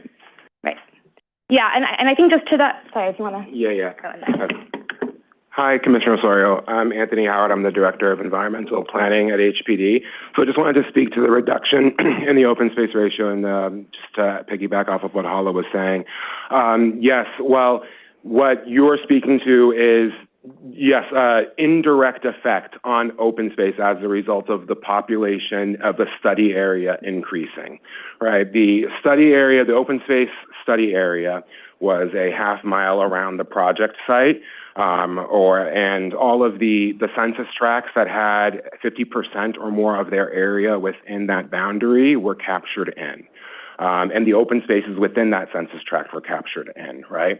What this meant is that there were a few peculiarities in terms of the study area configuration, which meant that there were open space resources such as Commodore Barry Park, which is 10 acres, which is immediately outside the boundary physically, I mean, across the street from, but not factored into the amount of acreage when we're talking about the open space ratio and how much it was reduced. So if you are a resident in the northern part of the study area where Commodore Barry Park is located, you are probably closer to Commodore Barry Park than other parts within the study area. So that's what Hala was referring to in terms of open space reductions and why one of the reasons why we concluded, despite the reduction in the open space ratio, that the impact or the effects were not yielding significant adverse impacts. Thank you. I appreciate that. I just want to make sure that we're just clear and that this is a community that is lacking and that this is going to be decreasing. But I agree, and I appreciate your clarification in terms of, the interpretation that you made. I just respectfully kind of disagree, because I think that this matters when we're for the first time building a building of this density. Oh, yes, that is noted. We had other rationale and reasons for the conclusions that were put forth. The review was also conducted with the Parks Department, right? So we review on an interagency basis. And the open space ratio here, noting, I do note there is a need for sure. This is an area of the city that is not of the lowest open space ratio throughout. So thank you very much. And then to your question regarding quality of life, I'm just going to move to the appendix. There are some amenities that will be within the building. I'll pass it over to Ian if you want to speak to, or speak to that. We've tried to be thoughtful about how to disperse amenities within a very large building so that they feel nice for people to utilize. So what we've done here is we've distributed them over 5 floors. So you're not going to one place that's sized for 1,300 people. You're going to multiple places to have different specified uses that's at more of a community type scale that can be enjoyed a little bit more easily. All in all, there is well over 50,000 square feet of amenity space within the building, which we hope mitigates the impact on external resources. And then with respect to the plaza, obviously the retail component of the building is a part of the cross subsidy, so we need to be a little bit mindful of that. But we've sized the plaza here in accordance with the recommendations from planning in their urban design plan for the sites. We've tried to comply with that as much as possible. Thank you for your response. I appreciate the transparency in responding to us. And if there's anything as the conversation evolves that you can share with us, I'll certainly look forward to reading it and continuing the discussion that way. Thank you. Thanks, Commissioner. Commissioner Gold on Zoom. Hi, thank you, and thank you for the thoughtful answers you've given so far. I wanted to delve a tiny bit more, though, into the affordability. 2 questions, really. The first is the material that were looked at in the review session had a range of 325 to 379 units, and your presentation shows 325. So are you formally set on the 325 at this juncture? So we're mapping both MIH options 1 and 2, which is why our materials show that range. Through our process, ULURP and pre-ULURP briefings, the community board gave us some input that they would like to see MIH option 1. So this proposal is utilizing that as a response to the feedback we heard from the community. Okay. But we are mapping both. Got it. And then second, following up, both the community board and the borough president gave pushback in that they'd like to see disability prioritization. Anything, clearly it's interesting they both centered on one of the same recommendations. Curious, anything that we've done or thought about in response to that to increase the number of units for disability, for prioritizing those who are mobily or otherwise impaired? Yeah, absolutely. So for that request, it's definitely something that the team is looking forward to pursuing. There's currently HPD guidelines that requires the set aside for both of those populations, and this project will be utilizing HPD design guidelines as a minimum standard.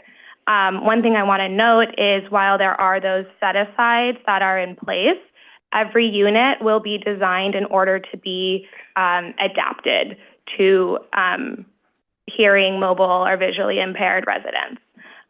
So there will be more than enough units that will be available for those populations, and the team is very committed to marketing and filling units as needed. But I guess, so that's, I would definitely commend you on having the units available, but there's a difference between prioritizing and, making them accessible to those who are impaired. So as, the team has thought about it, have there been, further conversations on increasing that number, or is it still, it's a fair answer, but it's still, something open? Again, I mean, I'm looking at it because both the borough president and the community board were pushing it, and so I imagine you've had some conversations about maybe taking those steps. Yeah, I think, with the set-asides, we are definitely limited by the fair housing laws of how much we can actually set aside. And what's difficult is if they could remain vacant if we can't find residents to fill them. So typically HPD's policy has been to make sure that all units can be adapted. And this is done by constructing them to be accessible by providing additional turning space, having built-ins in the walls, bathroom grab bars, and kitchen accessibility. But we can definitely do some more legal research and see where we can, if possible, increase that set aside. But I do just want it to be very known that typically we like to just really lean on the marketing and fill that demand so that it's not just saying vacant if we're unable to find a resident in that unit. Sure. No, of course, and that makes perfect sense. It's just a matter of if that guidance isn't there, right? The marketing is the world, if you will. So we definitely commend that. And then one other question: what's the proposed construction period? The proposed construction period, I believe, would be starting in 2032. I'll let you actually answer this. It starts in 2023, and we're anticipating 60 months to construct the project.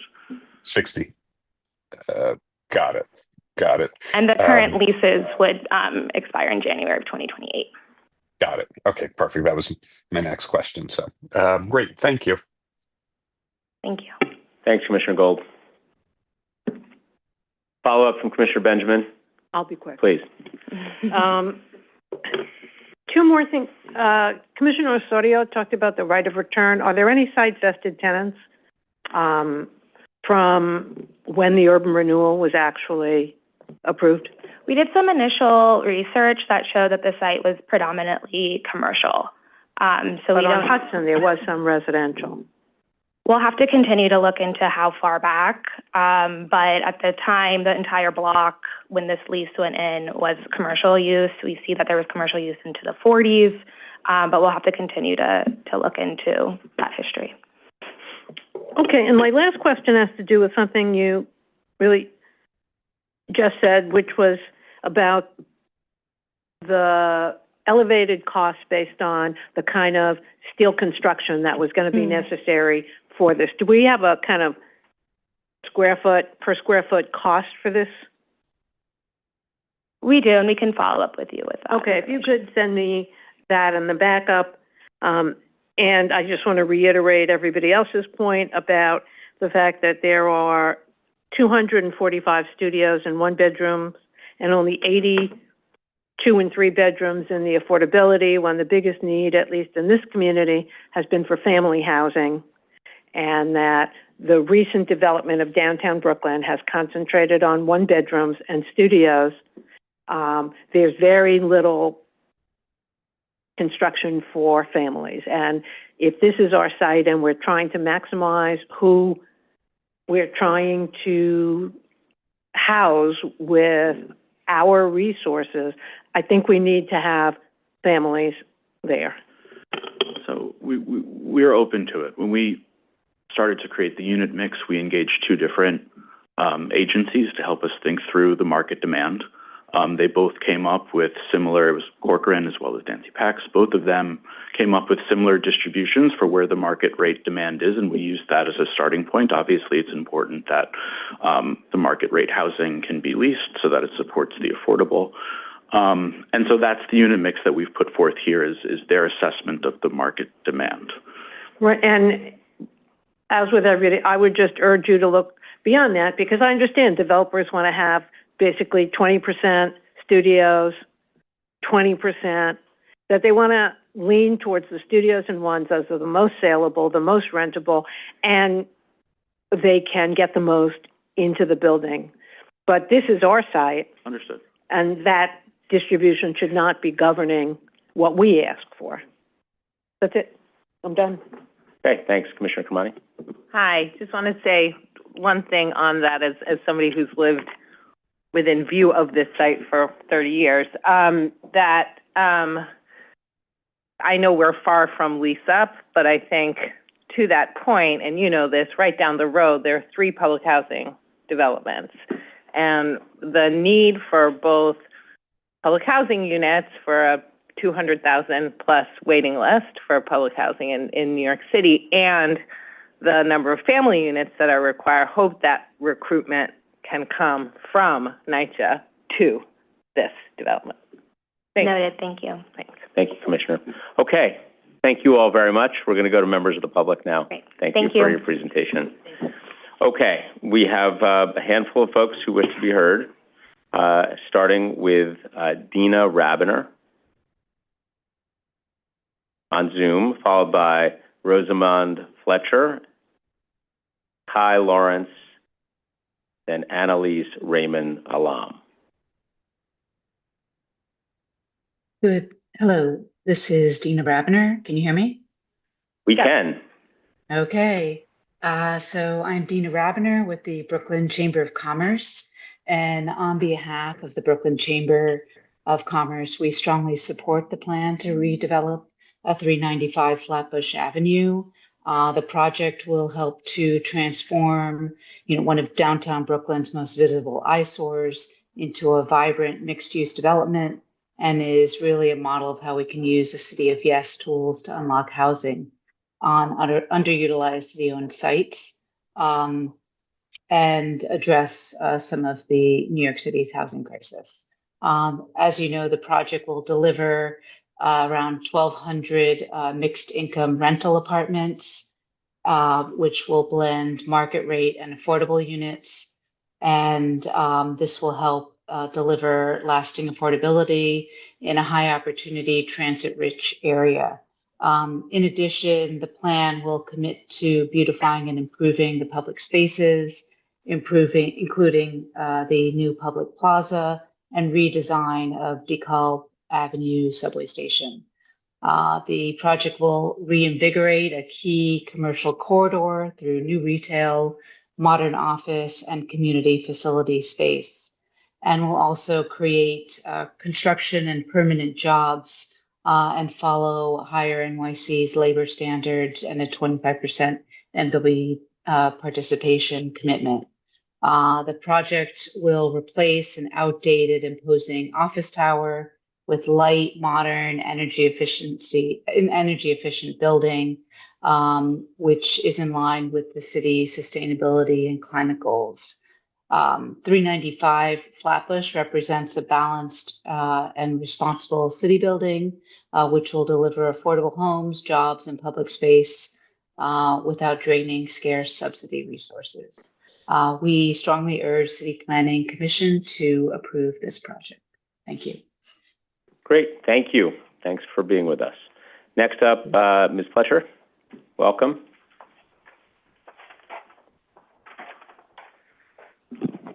Thank you, Chair Gorodnick and the Commission for this hearing.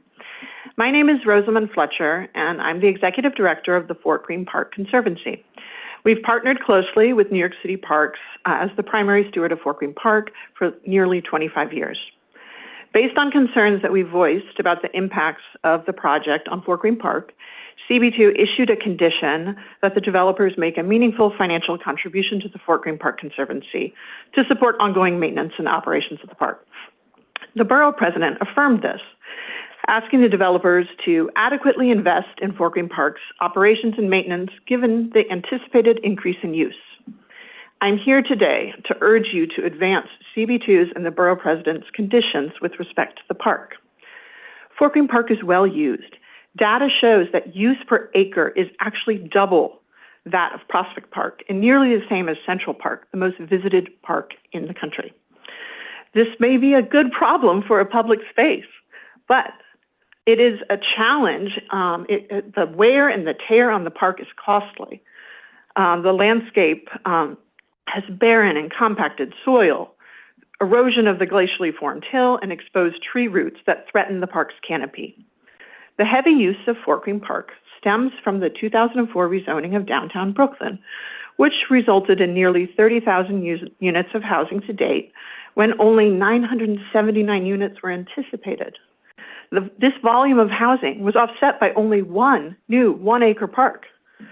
We now face a severe deficiency of open space in the area, particularly high-quality green space. Per the DEIS, the project would change the open space ratio to just 24% of the guideline, constituting a significant adverse quantitative impact. There should be 189 acres, but there would be only 45, 30 of those being Fort Greene Park. The DEIS claims this is addressed by a small plaza and private amenity space, but we strongly disagree. We all know that residents of 395 Flatbush are going to use Fort Greene Park. We also all know that it's unlikely that the city will acquire 144 acres for parks in Fort Greene and downtown Brooklyn. So we need to be proactive and creative about better maintaining the parks that we have. With the support of Councilmember Hudson and the borough president, we're working to establish a park maintenance and operations fund and requesting $250,000 a year from this project. This number is based on the cost to mitigate the 2,500 residents of 395 Flatbush per the current New York City Parks staff to population ratio and the National Park and Recreation Association benchmark. We've begun discussions with Brooklyn Planning and Parks on our consultants' recommendations for the structure of this fund, and we envision it would align with updates to the area's urban design framework. We want to ensure contributions are equitable, and we want to explore ways of providing support to parks throughout the area. We respectfully request that you require maintenance and operations funding in your vote. Thank you. Thank you very much. Before you go, though, we have a question for you from Commissioner Osorio. Thank you, Chair, and thanks so much for your testimony. Yeah. I agree with you on your analysis on the importance of the open space impacts, but I just had a quick question. So also to build on Commissioner Carmani's question earlier in terms of the representation of the nearby public housing communities, yes. You know, help us understand also what is the representation that they have in the Conservancy and to what extent you prioritize their needs and so forth as a neighborhood amenity. I just want to understand. Yeah, I'm happy to answer that, and also Kai's testimony will build on that following mine. Our board includes residents of public housing, and we are majority BIPOC in representation on our board and staff. We have strong relationships with the tenant associations. Ms. Sharpton from Whitman is going to be submitting written testimony in support of what we're asking here right now. Kai will go into detail on a program that we have, a paid environmental education and job pathways program for teens at Whitman, Ingersoll, and Farragut houses. And they're the ones working in the park to mitigate the erosion and the impacts. Why are we asking them to do that? We should be creative. We should be figuring out this problem. This is a huge problem. Since the 2004 rezoning of downtown Brooklyn, it just keeps getting worse and worse and worse. We need the housing, but we have to invest in our parks. Thank you for that. And if you can submit along with your testimony any additional documentation to understand how that illustrates, for example, I'm interested in knowing what is the master plan or your future strategies to increase or evolve in the long term.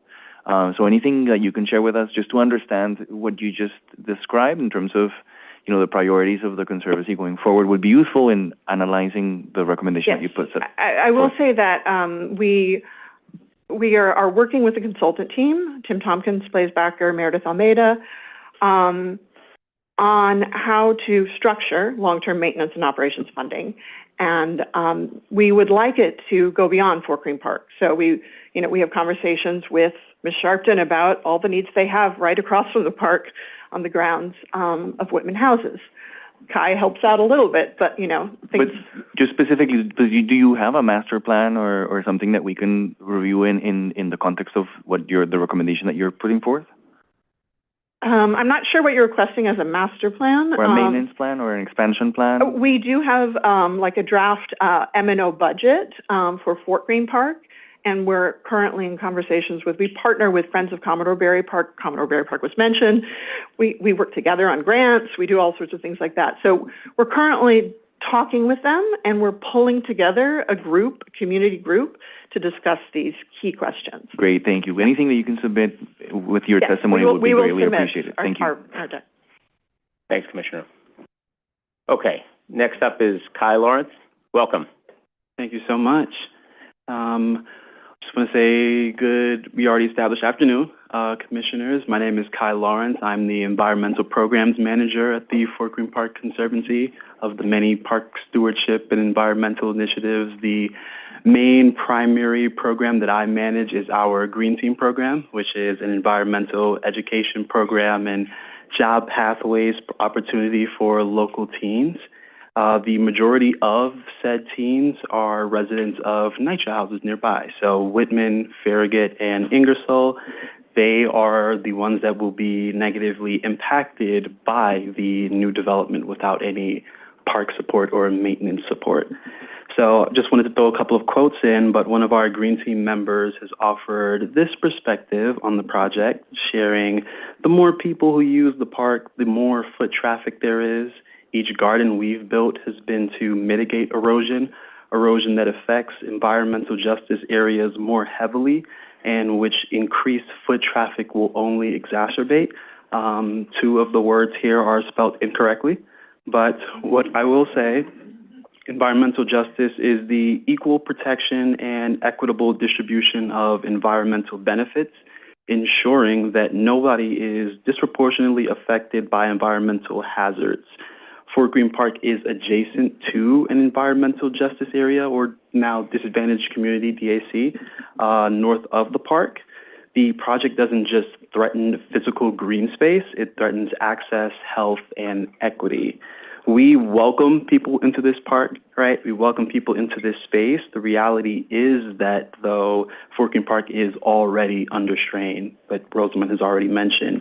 With additional resources for maintenance, the added pressure will, without the additional resources for maintenance, the added pressure will accelerate wear on the land, compact the soil, and degrade the very greenery that makes the park a refugee.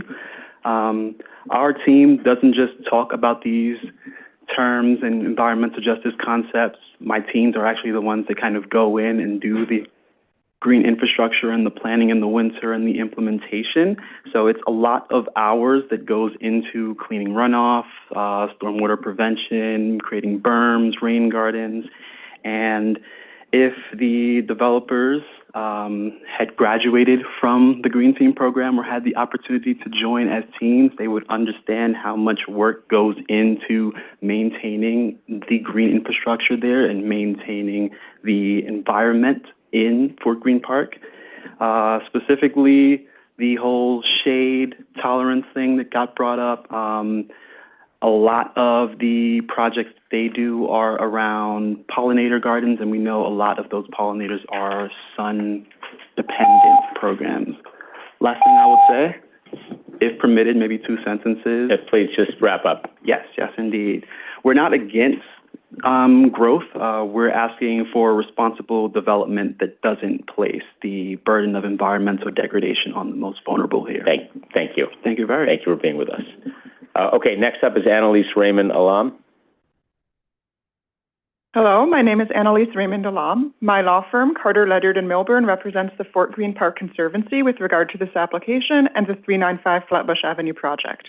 The Conservancy is generally supportive of the project and its housing goals.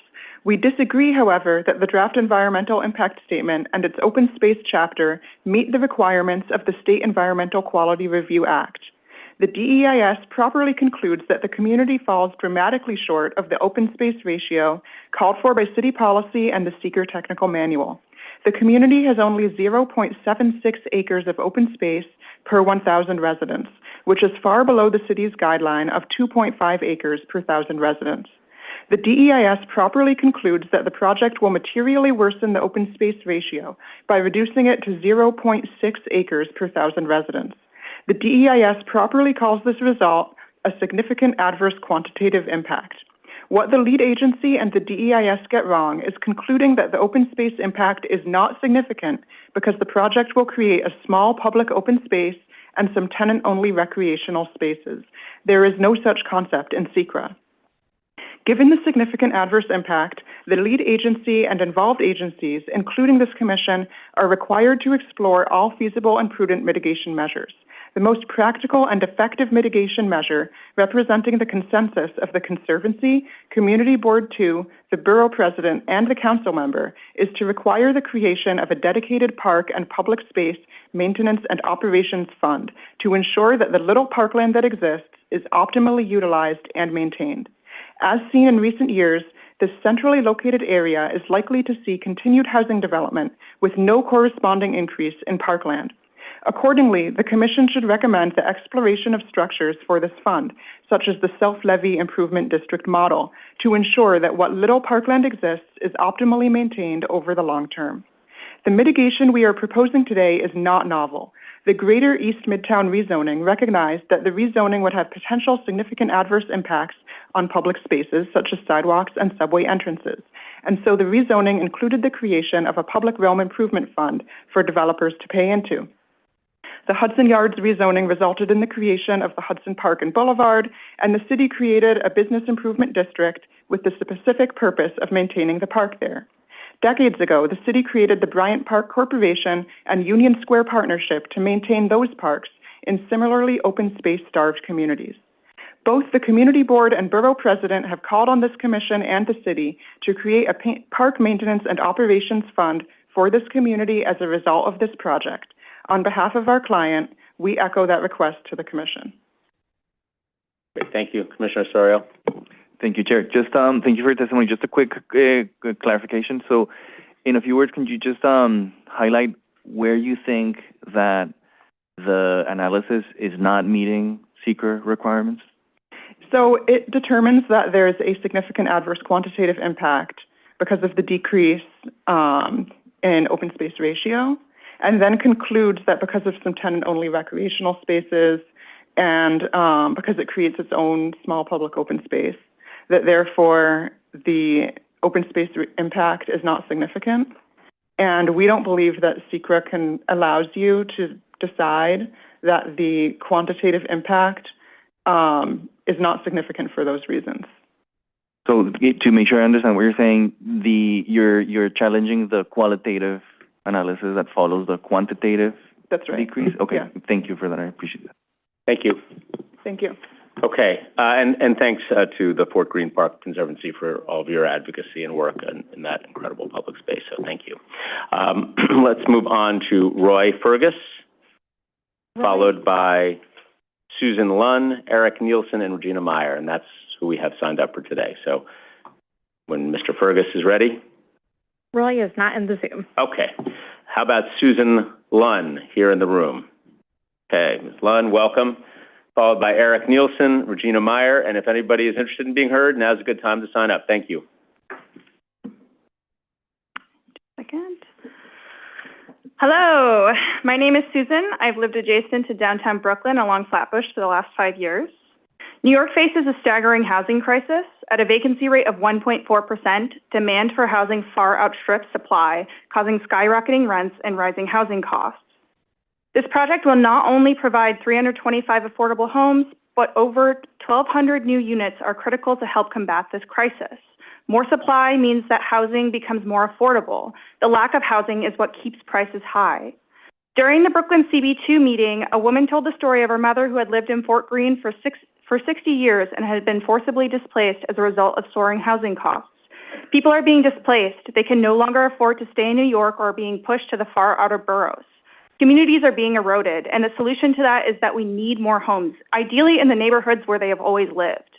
This proposal sits next to Fort Greene, which exists as a very desirable neighborhood with a high demand for housing, and that is not going to decline. We need to meet that demand, or else we will continue to see the community being hollowed out. Gentrification has been mentioned as feedback during this meeting, and a lack of all types of housing supply, both market rate and affordable, is a leading contributor to it. Affordable housing is a very good thing. However, developers do not build when there is a mandated majority percentage of affordable housing without significant subsidies. We have seen this with Gowanus Green, a 100% affordable housing project that still remains an empty lot. We have seen this at 431 Concord in the Bronx, another 100% affordable zoning that was approved in 2021, and it's also an empty lot. We need all types of housing built. I love where I live, and I want to stay here. Working class people, bartenders, bakers, the grandmother who has lived here for 60 years, and the young family who are now crammed into a one-bedroom apartment. All these people who make this neighborhood and contribute to its excellent character deserve to stay. We cannot let perfect become the enemy of good. I urge the Commission to approve this proposal. We simply need more housing and as much of it as possible. Thank you. Great, thank you. Eric Nielsen is next, followed by Regina Meyer on Zoom. Hi, everyone. Thanks for taking the time and letting us come in and speak today. My name is Eric. I'm a lifelong resident of the city. I've lived in Brooklyn for many years. And the entire time I've been in New York City, there's been a perpetual housing crisis. We never have enough housing. We never have enough desirable housing, enough housing in the neighborhoods where people want to live in. Lack of housing in neighborhoods people want to live in causes people to move out to other different neighborhoods and causes gentrification, leads to gentrification. This is a project to build 1,200 units with over 300 with, I think, 300 affordable units in a transit-rich neighborhood that's easy commute it's on top of a train station next to a big park. I think it's a wonderful addition to the neighborhood, especially since it's replacing a commercial unit building. It's not displacing anyone you're not displacing existing residents, you're just creating new space for them to live. I urge you to support this project and move forward with this because the housing crisis just needs to be addressed. Thank you. Thank you. Okay, Regina Meyer is next and last on our list for today. So if you're interested in signing up, this will be your final opportunity whenever Ms. Meyer is ready. And we have been rejoined by Roy, so we'll get to Roy after. Oh, okay. All right. So then this will not be the final word, but we're happy to hear from her regardless. Okay.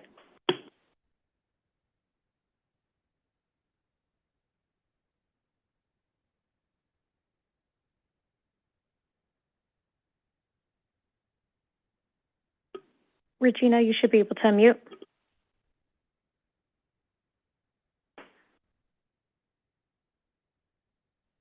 I'm sorry. Thank you so much. We've got you. Yeah, Hello. yeah.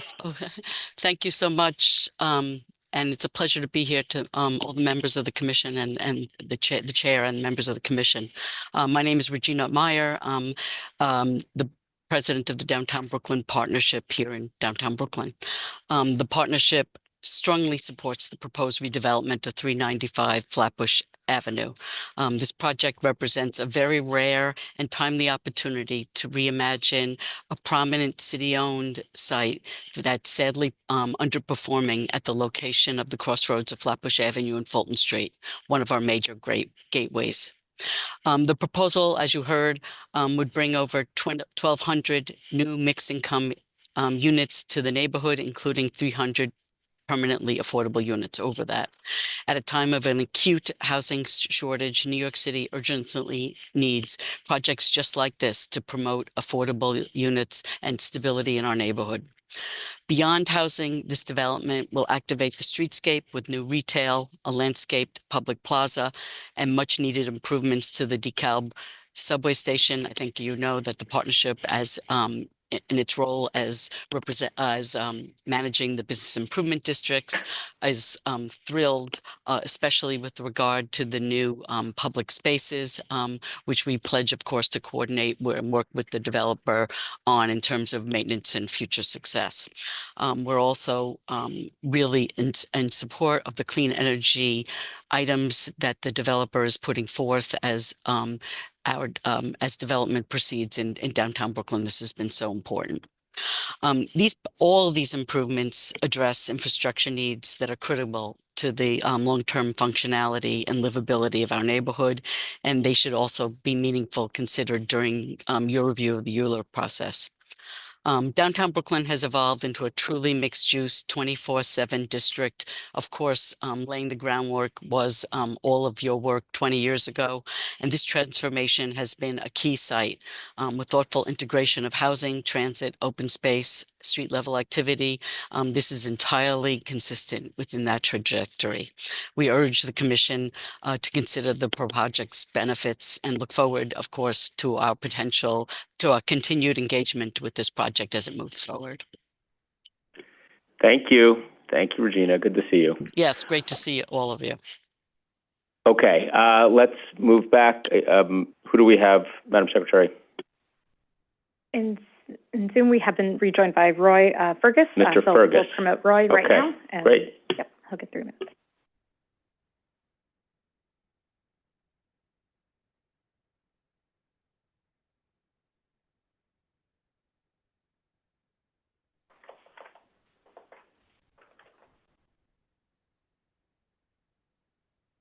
Roy, you should be able to unmute in Zoom. Can you hear me? Now we can, yes. Okay. Yeah, on behalf of Long Island University, I'm expressing our enthusiastic support for the redeveloped 395 Flatbush Avenue. As a well-respected downtown Brooklyn institution for nearly a century, we believe their proposal for this mixed-use development will breathe additional new life in a vital part of our neighborhood. Long Island University is committed to fostering growth and opportunity, both within our university and in our surrounding community. The redevelopment plan for 395 Flatbush Avenue is both innovative and comprehensive, enhancing the fabric of the neighborhood by meeting its housing needs, improving the public realm, and adding modern retail and office space. The nature of this project will create a newfound hub for residential, commercial, and public life in the neighborhood. Our Brooklyn campus is home to thousands of students, faculty, and staff, all of whom enjoy downtown Brooklyn's offering on a daily basis. We also know that the city's lack of housing is impacting New Yorkers at every level, at every income level, including our students and staff. The mixed housing component proposed will help tackle this issue. Transformational investments like this re-energize communities for everyone living and working nearby. As downtown Brooklyn continues to grow to new heights, this project is a good example of how smart developments can better serve residents, workers, and visitors. We are proud to offer this project our full support. Thank you. Great. Thank you, Mr. Fergus. Okay, Madam Secretary, I see no other members of the public wishing to be heard on this item. Is that comport with your understanding of the matter? Yes, Chair Grodnick. Okay, good. With that, we will close the hearing on calendar number 29 through 33, 395 Flatbush Avenue Extension redevelopment. And I will turn it to you for any good and welfare announcements, et cetera. I'll just note that the record will remain open through 5 p.m. on Monday, December 1st, to receive written comments on the draft environmental impact statement on calendar numbers 29 through 33. Great. Any other business before us today? No, Chair Grodnick. There is no other business before the commission for the public meeting, but I do have some public information to share. For those of you who are unable to or did not wish to testify, you can submit written testimony online through DCP's website or by mailing your comments to City Planning Commission, Calendar Information Office, 120 Broadway, 31st floor, New York, New York, 10271. Wonderful. With appreciation to members of the commission for your time and attention today, and members of the public for joining us, and everybody who has applied to do anything in the city of New York. We appreciate all of you. Thank you for being with us, and we are adjourned. The time is 1:49 p.m.